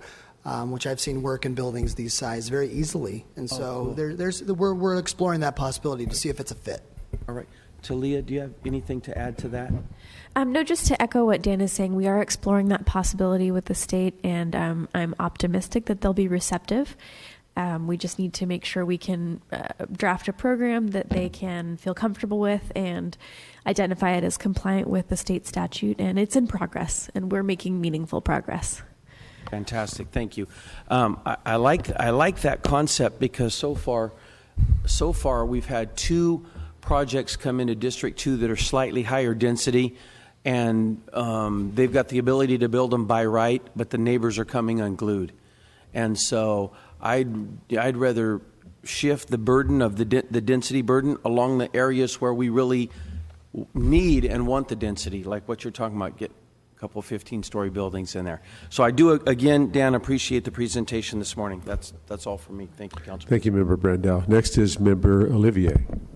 And I also want to echo Councilmember Brandau's comments that it was a very interesting presentation, very informative, and I appreciate you coming to the council to, provide these kinds of updates. I'm a bit concerned about the number of housing units that are going in that are subsidized. What did you report? 4,000 new units over the past 6-8 years. How many? About 600. I'm sorry, but. Right. I was thinking about the population in terms of people, but okay, so 600 new housing units that have gone in. How many of those have been completely market-driven versus how many, the percentage of how many that have received some kind of subsidy? I don't know the exact percentage, but the vast majority have received some sort of assistance. Okay. Okay. There have been a few. The reason why I'm concerned about that, and I hope that an update to the development code might change that, is to entice private dollars and private investment to come into downtown, because I think then that's a victory for us. That's a victory for the city of Fresno and for the administration and the city council, that we have fostered the kind of atmosphere where people are willing to risk private dollars as opposed to the housing authority. I think that they do good work. However great, the housing authority built something. But when we can say that, our policies and our planning attracted private investment, I think that's a huge victory for us. And so, while I applaud the attempts to get, because I know that people are so key to creating what we saw in Pasadena and Portland. People are so key to that. So, I want this municipality to foster an environment where people want to choose us, and developers want to risk private capital to come in. So I'll be very interested in what's coming up on October 20th, and to help create that kind of an atmosphere. I know that's what you're trying to do. Absolutely. And I guess I've got like 5 questions, but I'll scratch them out because people need to move on, and we can always meet after. How many years before we get between adoption of this on October 20th and until we can put up a photograph of ourselves in that slide presentation, right? In terms of walkability and people and retail, not every 50 feet, but retail next to one another. Yeah, See, I was paying attention. How many years before that can be achieved? It's hard to say exactly. It depends on some factors that are beyond anybody's control, global economic forces and, recessions and recoveries and things like that. But we're putting all of the pieces in place, in my opinion, and based on my past experience, that will help us have the quickest path forward possible. So we're making really strategic investments in public spaces and transportation with BRT, Fulton Street, so on and so forth. All cities that have had success have done that, and that's helped them to get there quicker. We're working on getting catalytic projects that will bring a burst of activity and kind of get the ball rolling. That's also been a key. And then this is one of the last and most important steps, is that regulatory reform, so that projects can come in once the rents get a little healthier, and once there's interest, they can come in, buy land at the going rate, build a building at the going rate, rent it out at the going rate, and make that bottom line that they want without any of that assistance. And so the quicker we can get all 3 of those things really solidified, the catalytic projects, the public spaces, and the regulatory reform, the quicker we can get there. It seems like, in my estimation, we're going to see, especially with Fulton opening, we're going to see a bump right away. And then we're going to really see, big improvements, barring any, macroeconomic issues, in the 5 to 10 year range is when it's really going to start coming together. The last community I worked in, that was the basic timeline that it followed, and the same steps were taken. And so I think that's a reasonable assumption based on what we know. Okay. All right. Thank you for your presentation. Absolutely. Thank you. Thank you, Member Olivier. Next is Member Quintero. Hi, Dan. On the in your presentation, I noticed you brought up green space in in certain areas that you're going to go ahead and put up. Have you, in doing this planning and also looking for, I guess, safeguards or that type of thing, have you been at all working or getting input from the homeless coalition groups? Because what I've been noticing in that downtown area is getting, calls from a few people where homeless are gathering in the evenings. They're not there during the day, but here they come in the evening, and then it just kind of just becomes a very unfriendly territory and that type of thing. And I'm wondering with the green space that you'll be able to have adequate enough lighting or safeguards to kind of keep that to a minimum or that type of thing, with especially with the downtown area coming around as it is. You're going to have a lot of hopefully the ability to attract more conventions where folks are going to be walking around in the evenings if it's a 2 or 3 day convention, and then let's walk over here, and then along the way there's a group of homeless folks there. So, have you gotten any input from them in terms of what they might recommend for, additional lighting or security or that type of thing? Well, there are a couple of aspects to this. The broader, homelessness strategy is not dealt with through this plan. It's a broader effort, outside of the scope of what a development code can do. However, we do look at several related things in the plans and the development code that will help us get there. And so one is we identify potential open spaces in areas where downtown is lacking them, and potential funding sources and a strategy to get there. And with all of those, any of these new open spaces would be, really good design and well lit and safe feeling. The other aspect is if we're going to have walkable streets, they need to be walkable at all times and comfortable to do so. And lighting is a huge part of that. And so we have a twofold strategy for that in the specific plan. Yeah, each street is identified as a fitting into one type or another. Does it have bike lanes or not? Does it have one car lane in each direction or two? And it classifies them. And then for each of those types, it says, okay, what kind of lighting are we going to use? What are the dimensions of this? What are the dimensions of that? So then as we make improvements, it can be done according to that grand plan to get the right types of streets and lighting and trees and everything where they do the most good. And then the second side is, as development comes, if they're the frontage right in front of their building is lacking in lighting or trees, then we have tools in the development code to make sure that gets upgraded as the building gets built. So then that way, now we have a new area of activity, and the lighting gets improved. We get some shade trees that will mature over time and make that area more comfortable. And so as development happens, that public realm and lighting and other necessities also improve right along with it. So some of it will be done by us through capital improvements and grants, and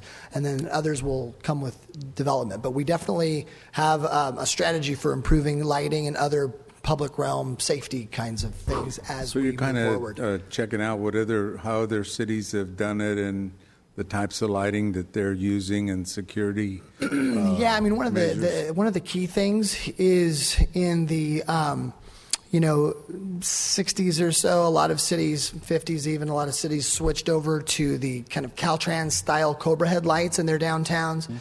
They were most concerned at that point in history with lighting up the roadway, and so the lights got higher and farther apart, and sidewalks in a lot of areas got kind of dark.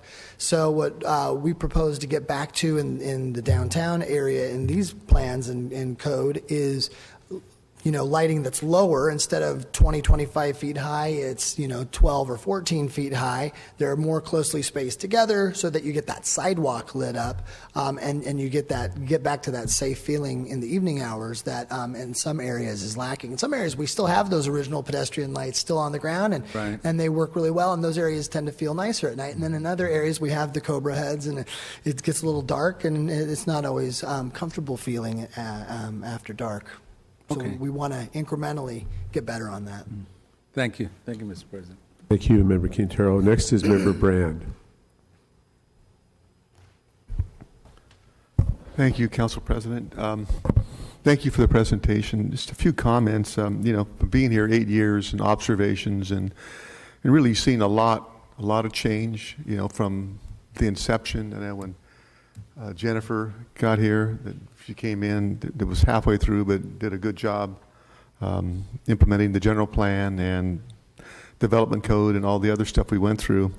But on housing, I think and I realize there's affordable housing needs and so on. I think to continue the success downtown, we need to bring in and put the focus on developing more market rate housing. And I understand there's possibly single family homes coming in, and that's really the missing element to bring in home ownership, planned unit developments.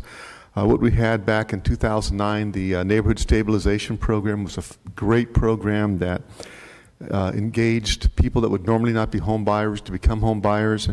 And the more home buyers we have, I think the stronger the neighborhood becomes.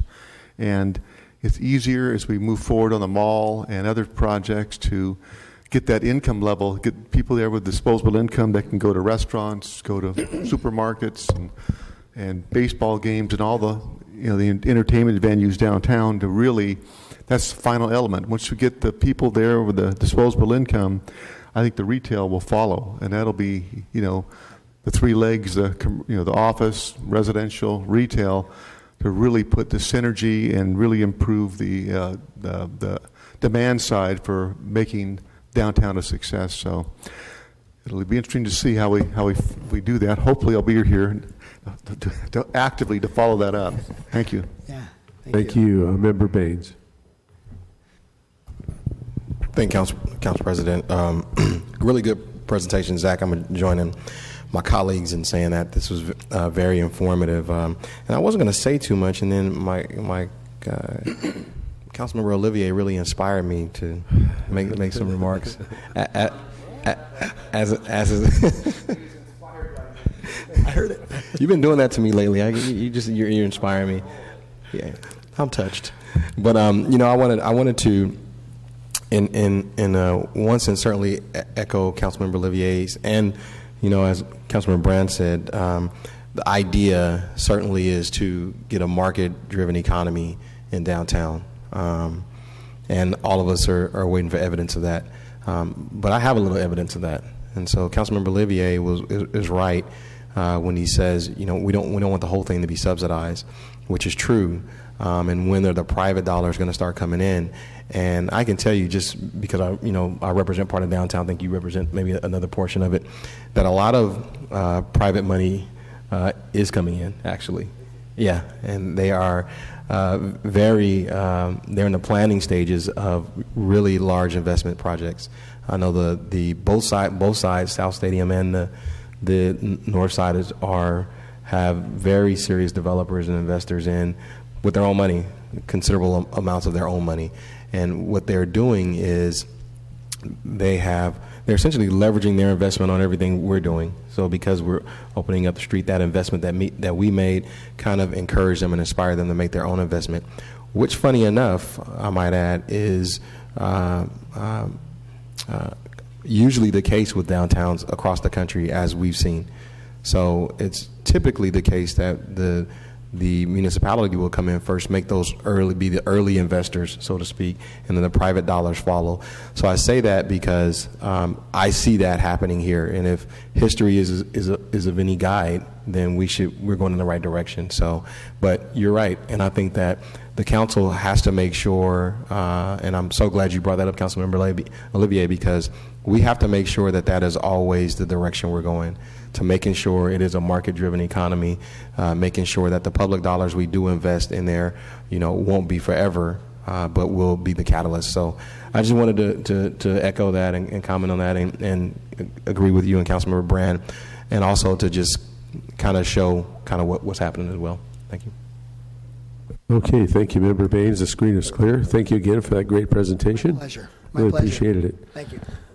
And as Member Brandow says, great photos. Okay, folks, that's the end of the workshop, and our our morning agenda. So we will go to closed session now. City Attorney, would you make the announcements, please? Yes, in closed session we have the city versus AIG, Minharis versus City of Fresno, the city versus Bureau of Reclamation, although we'll probably hear that one after lunch, and also the claims of Powell and others concerning the water. Thank you very much. We'll be adjourned until 1:30.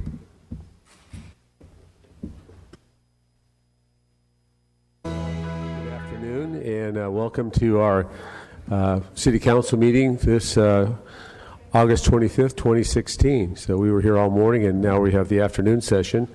And we have a quorum, and so we'll get started. First is the contested consent calendar. And what that means is we have a consent calendar in the morning, and if you want to discuss an item on that calendar, you can pull it, we call it, which means put it for later discussion this afternoon. So one item was pulled, item 1H by Member Soria, and so we're going to let her take that discussion to whatever level she wants. Member Soria? Perfect, thank you. And I think I just had a couple questions regarding this item.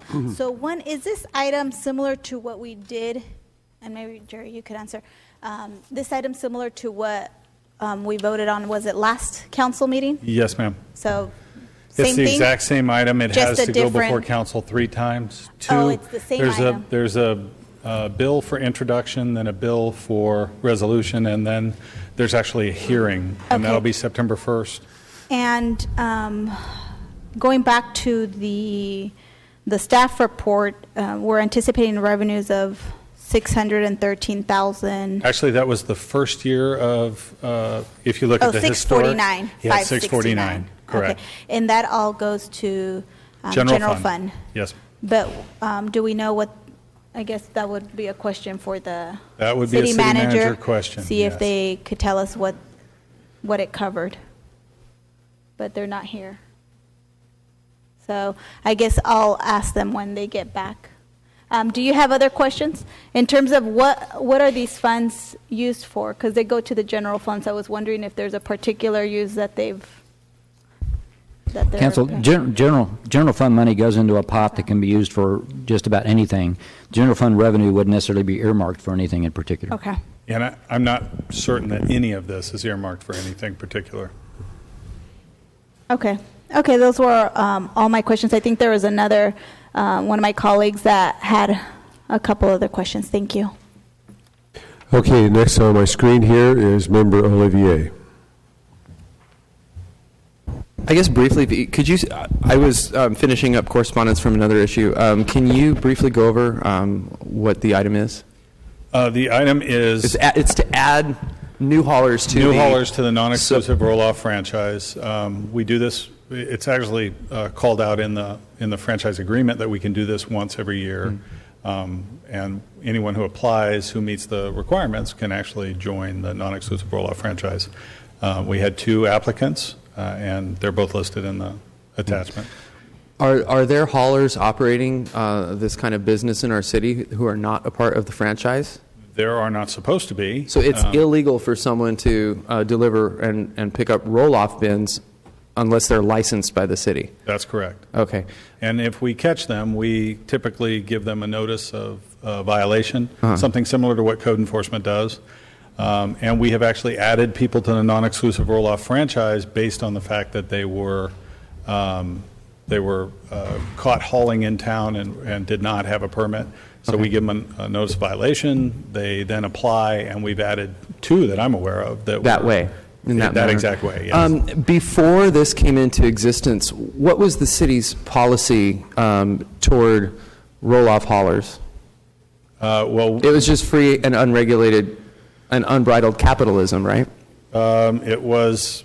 There were a lot of haulers who did not have applications into the city, and we weren't familiar with who they were, other than what the county kept as a list of haulers. But before we actually provided service as well.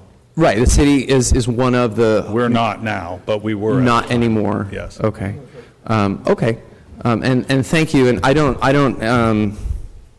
I can make a motion to approve. I mean, that's fine. If there are some private haulers who want to become part of the program, then that's not the problem that I have. But I'll bring it up because I don't believe that Member Brandow or Member Soria, you were here when this came up. But basically, what existed before this program was basically how I described it, just total free market. We had whoever had a bin and wanted to provide that service could put their ad in the paper or on Google, and then if you're going to gut your house and you want someone to put a roll off so that you can throw the material away and have it hauled to the dump, then that's exactly what you would do. I think I remember this vote very well, and it was a 6-1 vote, because basically what the city of Fresno did, it's in my view, this does not meet Webster's definition of a franchise. This is a registry and a tax that is passed directly through from the hauling companies to the person who is on a tight budget, perhaps renovating their kitchen. Basically what it did was it made it illegal for people to just be capitalists and provide this service, and required that these haulers register and join a registry with the city of Fresno, whereby they would be taxed. My argument that where there was once no tax and all of a sudden there's a tax and we're using the word franchise was rejected, and I was told, well, it's a franchise, it's not a tax. But where the city did not take money, all of a sudden the city has a registry and is taking money. And so this is something that I mean, I would be interested in perhaps seeing this item return to this council and take another look at it, because now the dynamic of this board has changed. And I didn't see, there was not a public need. There were not people crying out for regulation of the roll-off dumpster industry in the city of Fresno. I think it was a money grab. And that's why. Would you like to have a workshop on this, maybe?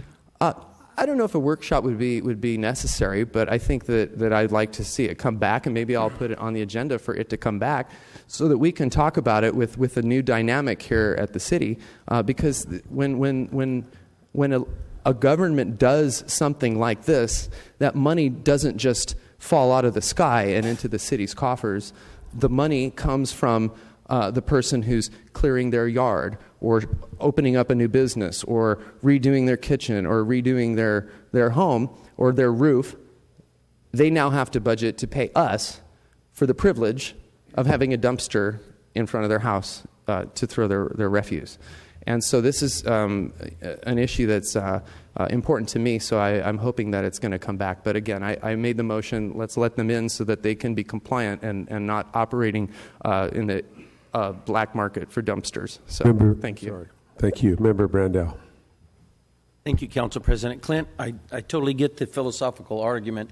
I think we should have probably already had it, because this is like the second time it's coming up now for the second vote. And my main concern, Clint, on this particular contract is that the people that we are contracting with as the city, every trash collector that the city contracts with has to cover their trash on its way to the dump.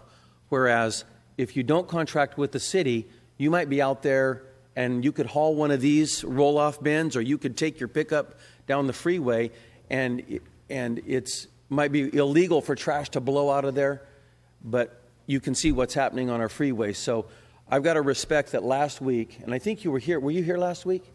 You were not here last week. See, we had a big conversation about this. This contractor that we're entering the contract with is every load that they take to the dump is completely covered. So at some regulation, I mean, that regulation is very valuable to our city because we're paying a high price for having trash everywhere. Councilmember Brandow, I might submit to you that not all of the people who are on our list of approved haulers comply, and not all of the people who are operating illegally. You know what I'm saying? So not everyone who's on the list of haulers covers their stuff, and not everyone who's operating in the black market goes without a lid on the dumpster. I would be open to having that discussion of regulating the covers of the dumpsters, if it could be part of whether or not we repeal this tax on this industry. The franchise opportunity to begin with, you mean? Right? If you must use the word franchise. That's what you're complaining about. Bruce, you're shaking your head. Well, this is, Mr. Schubert, how much does this franchise fee generate on an annual basis now for the general fund? What we're currently projected at $649,000 this year, and I suspect that it will actually tick over that just a bit. And that goes into the general fund, as we pointed out, which covers the repair and management of streets which these folks use. So I think that the argument could be made that the franchise fee that they're paying is actually an offset to the additional traffic that is crossing those streets with those vehicles. So my point is, on any given Thursday, whether it's a franchise fee or parking gate fees in the parks, understand that for every time we have that conversation, there's a fiscal reality that we're going to have to deal with. This came about as a result of the fiscal realities that we were facing about 4 years ago, and at that time, it was projected it was going to generate about $350,000 a year. It was $350,000 that we had that meant we didn't have to shutter all of our parks, or we didn't have to lay off any additional employees.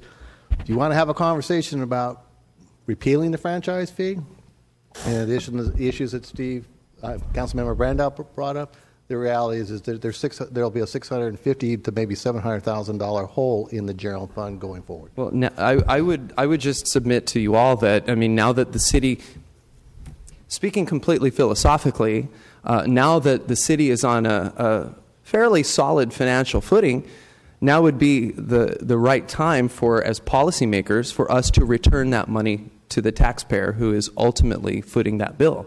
But we can't and we won't, because the money has been spent. Because that's what happens. Even when we don't need that money anymore, we need it now because it's been spent on things like, what have you, the general plan expenses. And such as the SAFER grant that was just approved. Well, then would it be possible to levy, to create a franchise maybe for ice cream trucks, because they use the road too? And then the taxpayer can pay through the ice cream trucks to the city, and then we can use that money for grants. I'm not trying to be condescending. It's a philosophical discussion that I think we could have, but I think at the root of the discussion is, in bad times, we raised taxes in the city of Fresno. And now that times are better and we can possibly afford to return that money to the rightful owner, which is the taxpayer, we're unable to do that. So I won't say any more about it. I'm sure I'm boring everyone in this room. But I would like to talk about it again when it's agendized. And we have other franchise fee opportunities to talk about stuff as well. But I appreciate it. We started last week, Jerry, and I want the public to know that are listening, because even just the folks that are here today for a different issue, but people that might connect with us on Comcast, we're very aggressively looking at the causes of litter on our highways. You and I, Bruce, and a couple of others are going to meet with our trash haulers tomorrow morning at 6 a.m. Yes, sir, we are. To have a discussion with, is there something that we're missing as a city that we could improve upon? And I would go so far as to say, Councilman, since we've called for that meeting, I've gotten an uptick in calls and emails and photos from those haulers who are now being very, very cautious about what's going on out there, almost to the point where they're reporting on each other, which is fine because it keeps them all accountable as well, because there's only so many sets of eyes. Right. So having each one of them work on this problem is exactly why we wanted to meet and have these discussions. Yes. And last week we had the actual personnel that we were going to contract with. They were in the audience. They are as well. And we had them stand up last week and make sure I grilled them. Yes, you talked about it, and we make sure that every load that they carry is going to. And Clint, I know this is close to your heart as well, right? Yeah. The trash and the weeds and all that Absolutely. Stuff. So at least this group, Clint, is going to handle business with the city just above board. So I'm going to be supportive. You do a fantastic job, of course. I'll second your motion. Okay, thank you. And may I suggest for the future that we institute maybe an Uber or Lyft franchise, because it's for the common good. So. Okay, we have a motion and a second. All those in favor? Aye. Opposed? Passes 6-0 with Member Baines absent. Well, thank you, Jerry. Next, we'll go to ceremonial presentations. First up is a proclamation of Molly Griffin Day in the city of Fresno, and sponsored by City Council Member Lee Brand.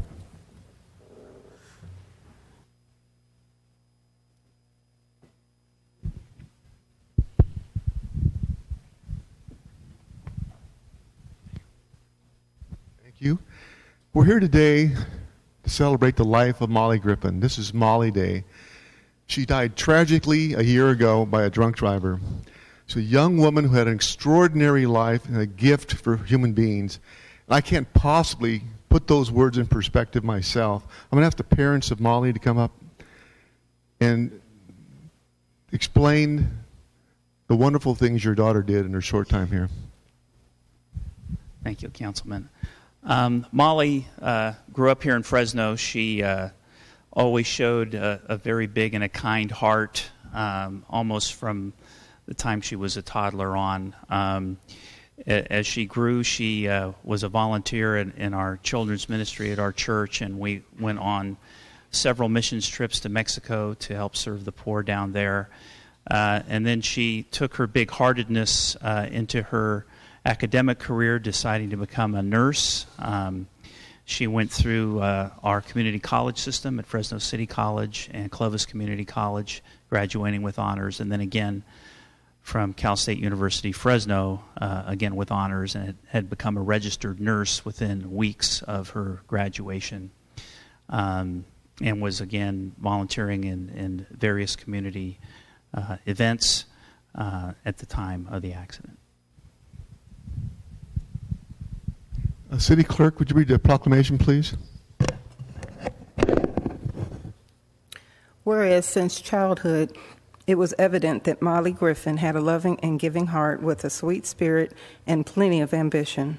And whereas Molly excelled in school at Maple Creek Elementary, Fresno Christian High School, the Fresno City College Honors Program, Clovis Community College, and Fresno State, where in 2012 she graduated with a license as a registered nurse. And whereas Molly gave her time and talents through several organizations, including the Sunday school class at her church, travel on several mission trips to Mexico, volunteered with Kids Day activities, drive-through flu clinics, sponsored a Child Through Compassion International, and helped with new nursing students. And whereas Molly's dream ended in the blink of an eye at 9:21 p.m. on Saturday, February 21st, 2015, in a tragic automobile accident.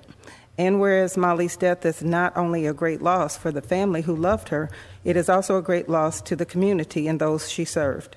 Now, therefore, be it resolved that we, Mayor Ashley Swearingen, and the Fresno City Council members do hereby honor and recognize the life of Molly Griffin and the example she led along the way. Be it further resolved that we, Mayor Ashley Swearingen, and the Fresno City Council members do hereby proclaim August 26, 2016 to be Molly Day in the city of Fresno. Give her a big hand.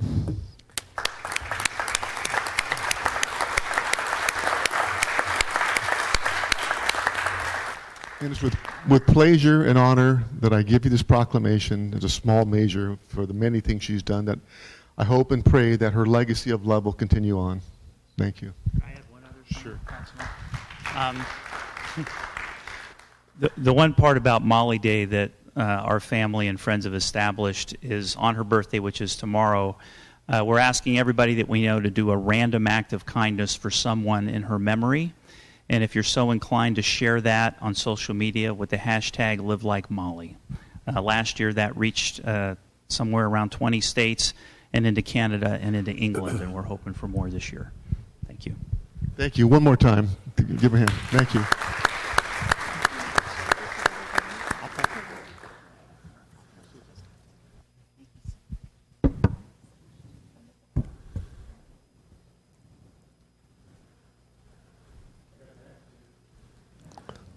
Thank you all very much. Thank you. Next is a proclamation of Women's Equality Day 2016 sponsored by Member Soria.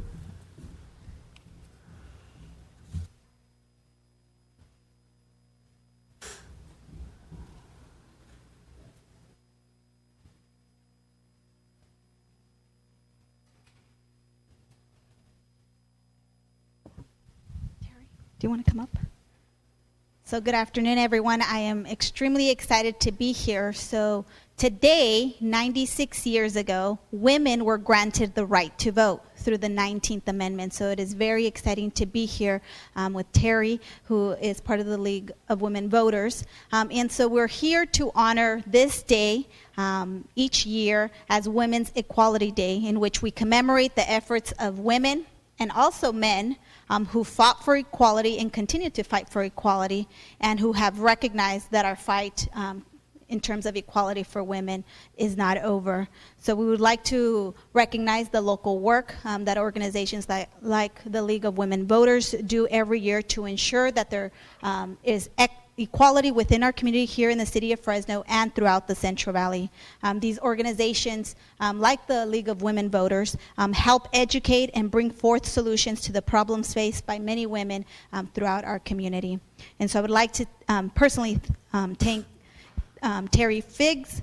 She's the treasurer of the League of Women Voters, for being here and representing not only her organization, but women throughout the city, in really helping them through the struggle of attaining equality. Because we know that there's a lot of work to continue to do, like equal pay for equal work. And so I know that that is one issue that women still continue to struggle every day. But again, I think it deserves some recognition that 96 years ago, together, men and women fought so that and I feel privileged to have the right to actually vote.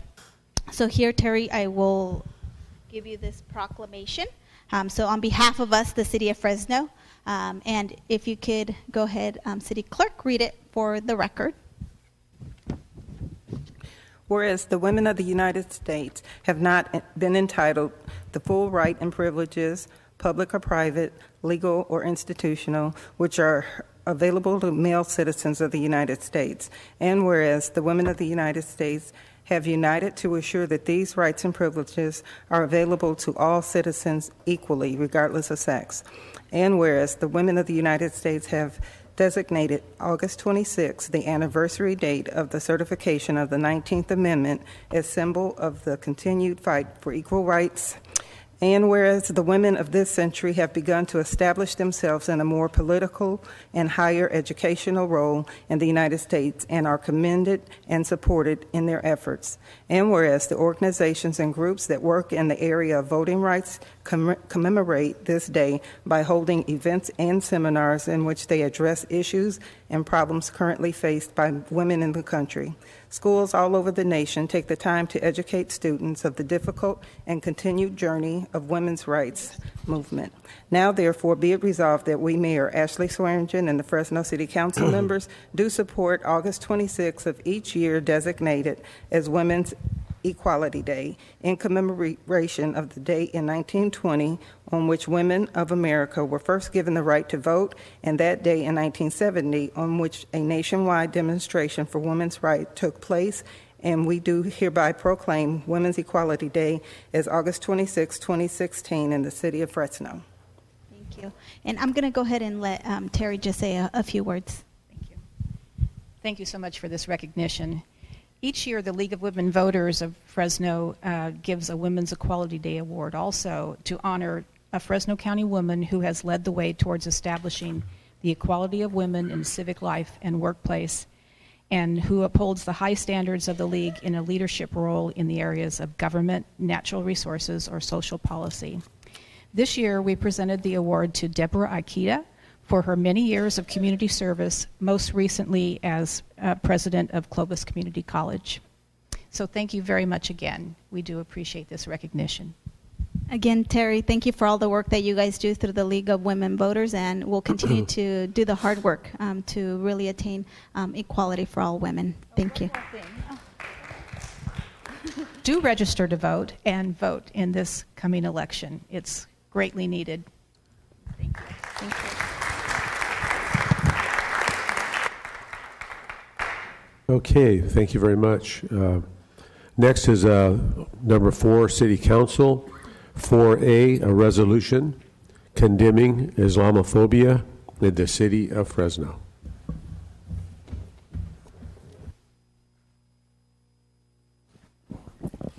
Thank you, Council President. So I am the sponsor of this item, and I do first want to thank Reza for coming to us and for bringing a group of folks to talk about the issue of Islamophobia and how it impacts our community. So not only because you came forth and really highlighted the importance of this issue, but also in light of August being Muslim Appreciation Month, which this year the California Assembly declared that August, we would take August to appreciate really the hard work of the Muslim community. And so I think that it is great timing to bring this forward. And so today I bring before the council a resolution not only that appreciates and acknowledges the contributions of the Muslim community in the Central Valley and their contributions as educators, developers, we have farmers, entrepreneurs, doctors, nurses, civic leaders, engineers, philanthropists. They have it all. And so they are great contributors not only to the city of Fresno, but to our entire Central Valley community. But we also recognize the importance of publicly condemning hate speech, racism, and xenophobia against fellow Muslims and Islam. We know that hate speech and Islamophobia is extremely toxic and un-American, and it creates an unsafe and divisive environment for Muslim, Middle Eastern, South Asians, and even others who may simply look to be of familiar descent.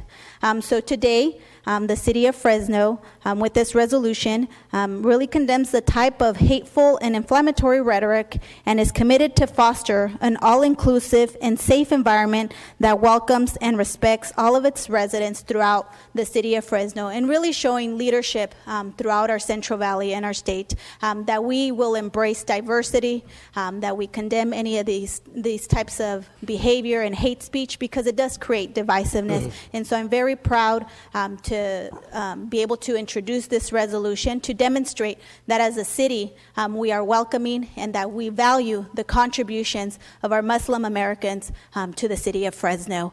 I know that there are a number of folks here, and I want to thank you guys for taking time out of your busy days to be here. But I know that Reza, maybe you want to come and say a few words, and there's a few other folks that would like to speak, if that's okay, Council President? That's fine. So Reza, if you want to come on.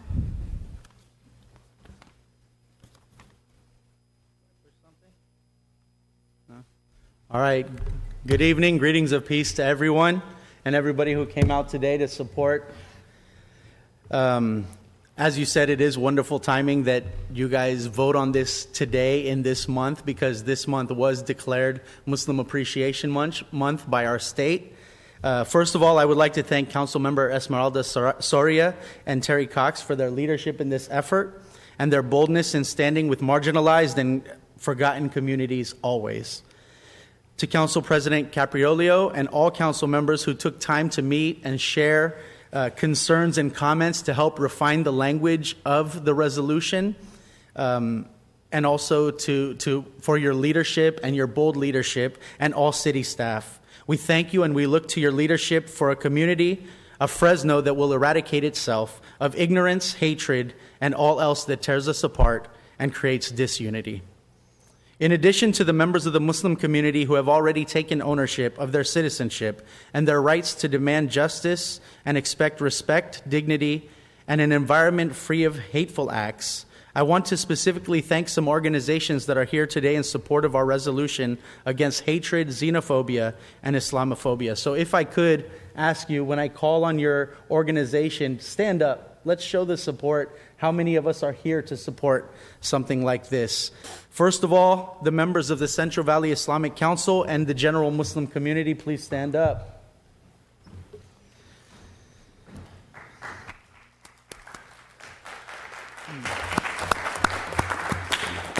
And then that organization that really helped us work on this, stay standing up, please. Faith and Community, who are represented today by Thomas Weiler, Sakina Hussein, and also a few others that got pulled away for a meeting with the mayor. Pastor Chris Breedlove of the UCC Church, Dr. Sue Kapoor of the Human Rights Coalition of Central Valley, Irfan Ali of the Interfaith Alliance of Central California, Jim Grant of the Diocese of Fresno, Steve Ratzliff, Emeritus of the Mennonite Community Church, Marianne Lecomte of the Bishop Steinbeck Advocacy Committee, Stephanie Bibb of Clovis Community College, another great partner, Phil Traynor, Camille Russell, Dan Yassine of Peace Fresno and Peace Madera, Reverend Henry Oputa of the Way Ministries. I know I see more of you out there. Rabbi Rick Weiner of the Temple Beth Israel, Saab Masada and Marian Masada of the United Japanese Christian Church, Reverend Tim Kutzmark of the Unitarian Universalist Church of Fresno, and so many others. Willie Lopez of Mi Familia Vota, I saw you also. And everybody else who came to support this resolution, stand up and take ownership that this is what we're doing. We're taking a stand against hatred, xenophobia, Islamophobia, and anything else that wants to take Fresno and rip it into different pieces. Give yourselves a hand.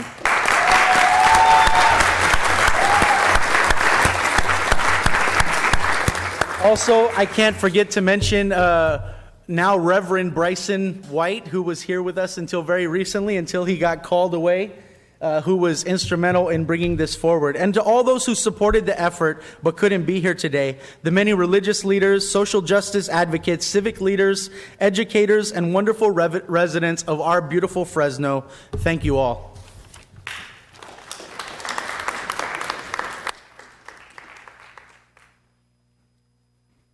Respected President and Council members, good afternoon and peace be with you. Assalamu alaikum, and also the members of the audience, peace be with you. This is a significant day for many citizens and residents of the beautiful city of Fresno, Muslims and non-Muslims. For decades, the Muslim community contributed to the well-being of this city and also the Central Valley in their capacities. Council member Soraya already mentioned different capacities of Muslim members who contributed to the economy and well-being of this city. We are proud citizens of Fresno. Today, by voting yes to this resolution, you make this a very significant and a special day, and you make history by recognizing and acknowledging the contribution of the Muslim community in this area. Today, you have an option to put a smile on the face of all those who are attended and many others who could not attend.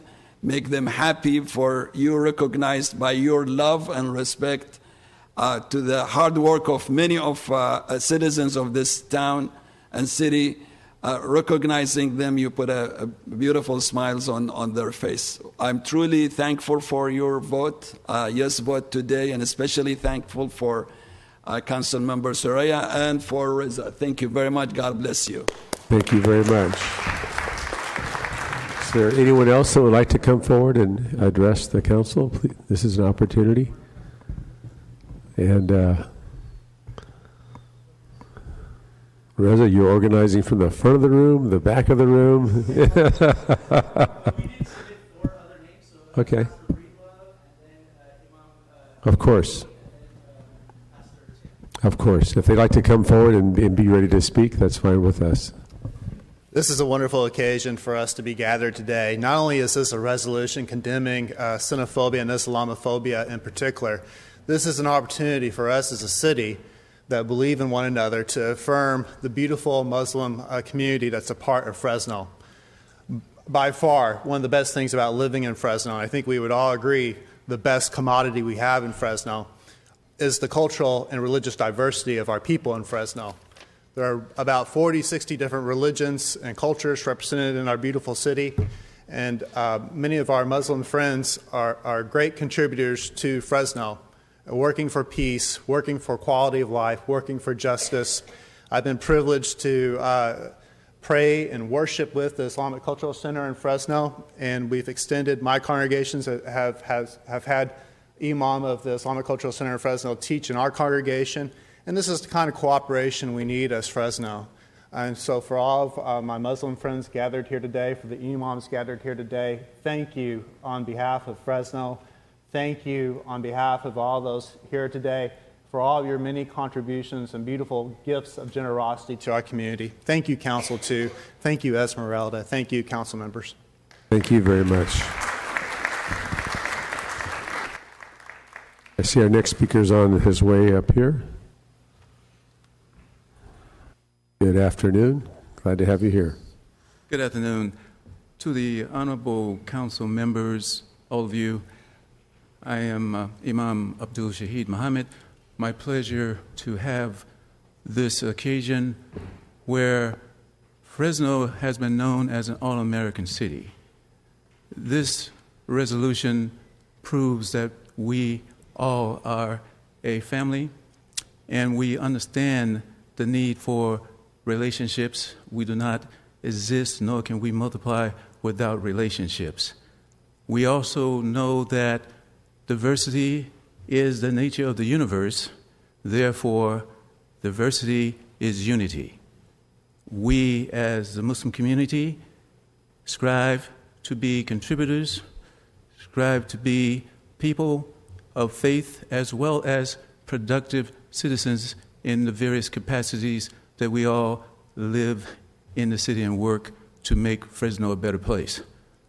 With that being said, we feel Joseph's coat of many colors is being redefined and addressed properly as humanity is one, God is one, creation is one.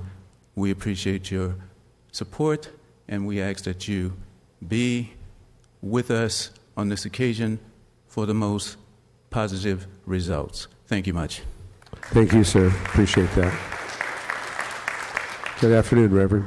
Good afternoon. I'm Reverend Tim Kutzmark, the minister at the Unitarian Universalist Church here in Fresno, and I've just celebrated my first anniversary in Fresno, growing very much to love the city. What has literally blown my mind, though, is the interfaith cooperation and respect that exists in Fresno. I'm coming from the Boston area, and nothing like this existed back on the East Coast. I think what Fresno has in the cooperation and the respect between so many different faith traditions that believe so many different things, yet we come together and we're bound together by love.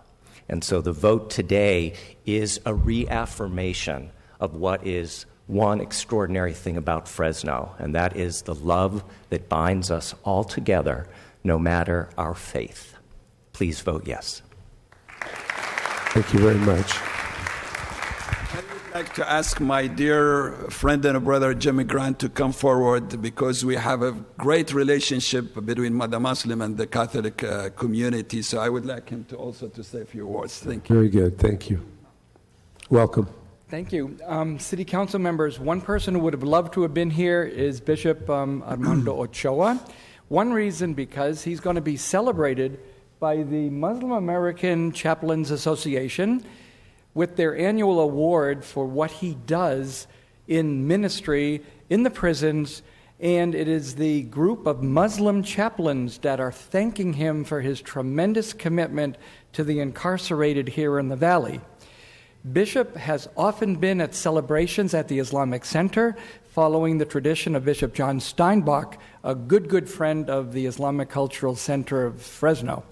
I want to thank our Islamic community for the tremendous connection that we have always felt as the Roman Catholic community with our brothers and sisters, not only from the ICCF, but from all the Muslim communities here in town. And thank you for giving me this chance to speak for the bishop, to let you know that this is a resolution that he signed and would want to be passed. Thank you very much. God bless. Thank you. Is there anyone else? Dr. Kapoor, good to see you, my friend. Welcome. I'm Dr. Kapoor from Fresno State. I stand here in solidarity and peace with my Muslim brothers and sisters in supporting this resolution, which I'm pretty sure you're going to pass it without any hitch or hesitation. This is the kind of resolution that you should be passing. This is the kind of resolution that reflects tremendous amount of support from the community, and that you have probably heard about it like that. We are not here to support the resolution, but we are here also to see that city of Fresno plays a major role in bringing the various diverse communities and elements together to keep peace and civic peace of our community, which is very essential in addition to the economic and social development that we are all attending to accomplish. So this is the way to pay tributes not only to the hardworking Muslim brothers and sisters who have experienced tremendous amount of prejudice and discrimination. In spite of that, they have been our best citizens and most disciplined citizen and hardworking citizen of our community, and their contribution, whatever they have done so far is very well known in the history of this community. So I fully support this resolution, and I hope you will also adopt some measures so that our city engages in some kind of a constructive dialogue among the various ethnic elements of our community so that we could keep the peace together. Thank you very much and wish you all the best. Peace. Thank you very much. Sure, Reza. Council President Capriolio, I have one more gentleman who would love to say a few words. Certainly. Reverend Sab Masada from the United Japanese Christian Church. Is that okay? Please.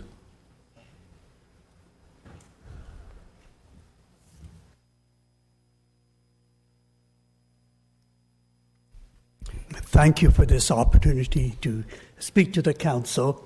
I'd be so bold to say I speak on behalf of 120,000 Japanese Americans, majority who are Americans, citizens, and the others who are immigrant parents who were loyal residents since early 1900.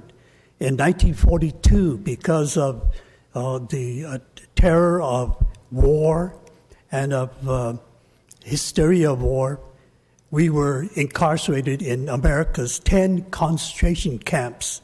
At that time, I wish we had the kind of support that is being expressed today for our Muslim friends. Back then, hardly anyone ever spoke up. All the officials and the government leaders joined in this racist campaign to get rid of the Japanese people living primarily on the west coast of the United States. It happened not because of Pearl Harbor, but Pearl Harbor was exploited by the anti-Japanese movement for 40 years, since early 1900s, to get rid of the Japanese people living on the west coast. Today I'm hearing the same kind of fear of terrorism used to show the Islamophobia that's being expressed by too many within our country. And so I'm proud that our city council is considering this wonderful resolution to fight Islamophobia and to say that Fresno is not one of those who will support such a terrible mentality and mindset. Thank you. Thank you.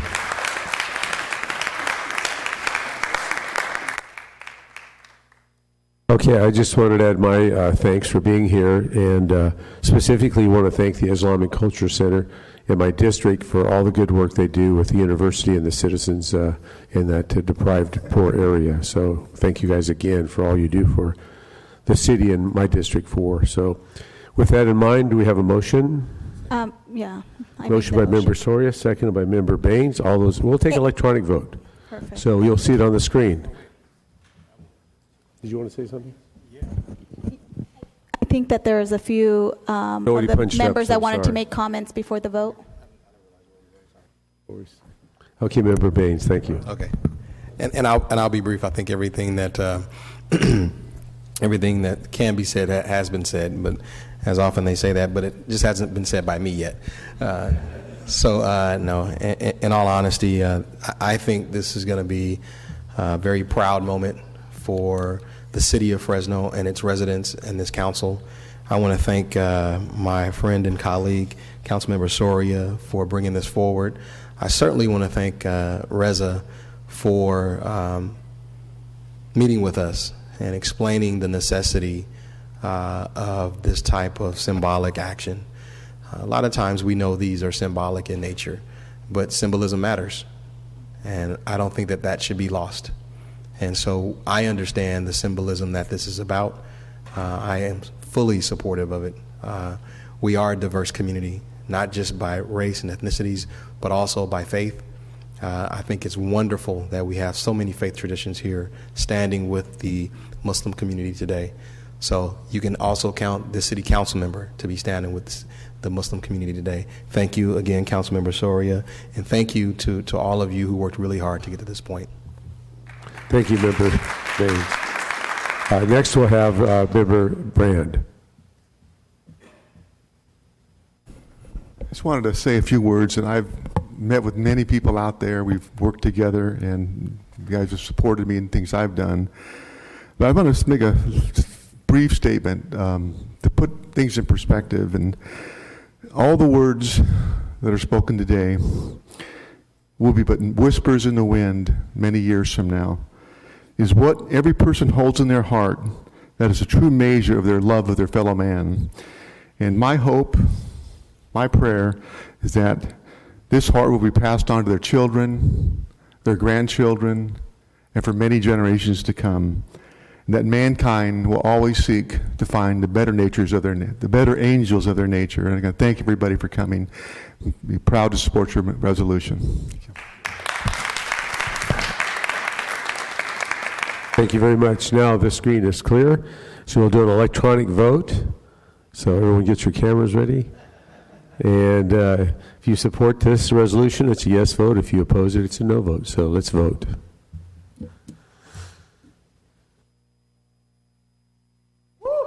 Passes 7-0. Congratulations.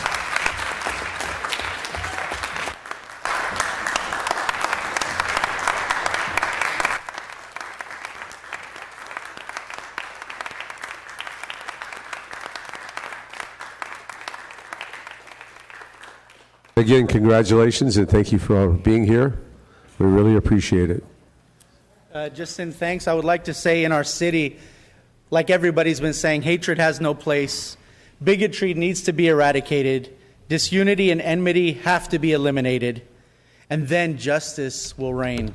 Racial justice, economic justice, social justice, environmental justice. Once again, on behalf of all of us, and on behalf of the entire community, I want to thank each and every one of you for your vote and also for your step forward to committing to a more just and a more unified Fresno. Thank every one of you. Thank you, Councilmember Soria. Thank you very much. Thank you. We have a little bit of unfinished business, and we're going back into closed session.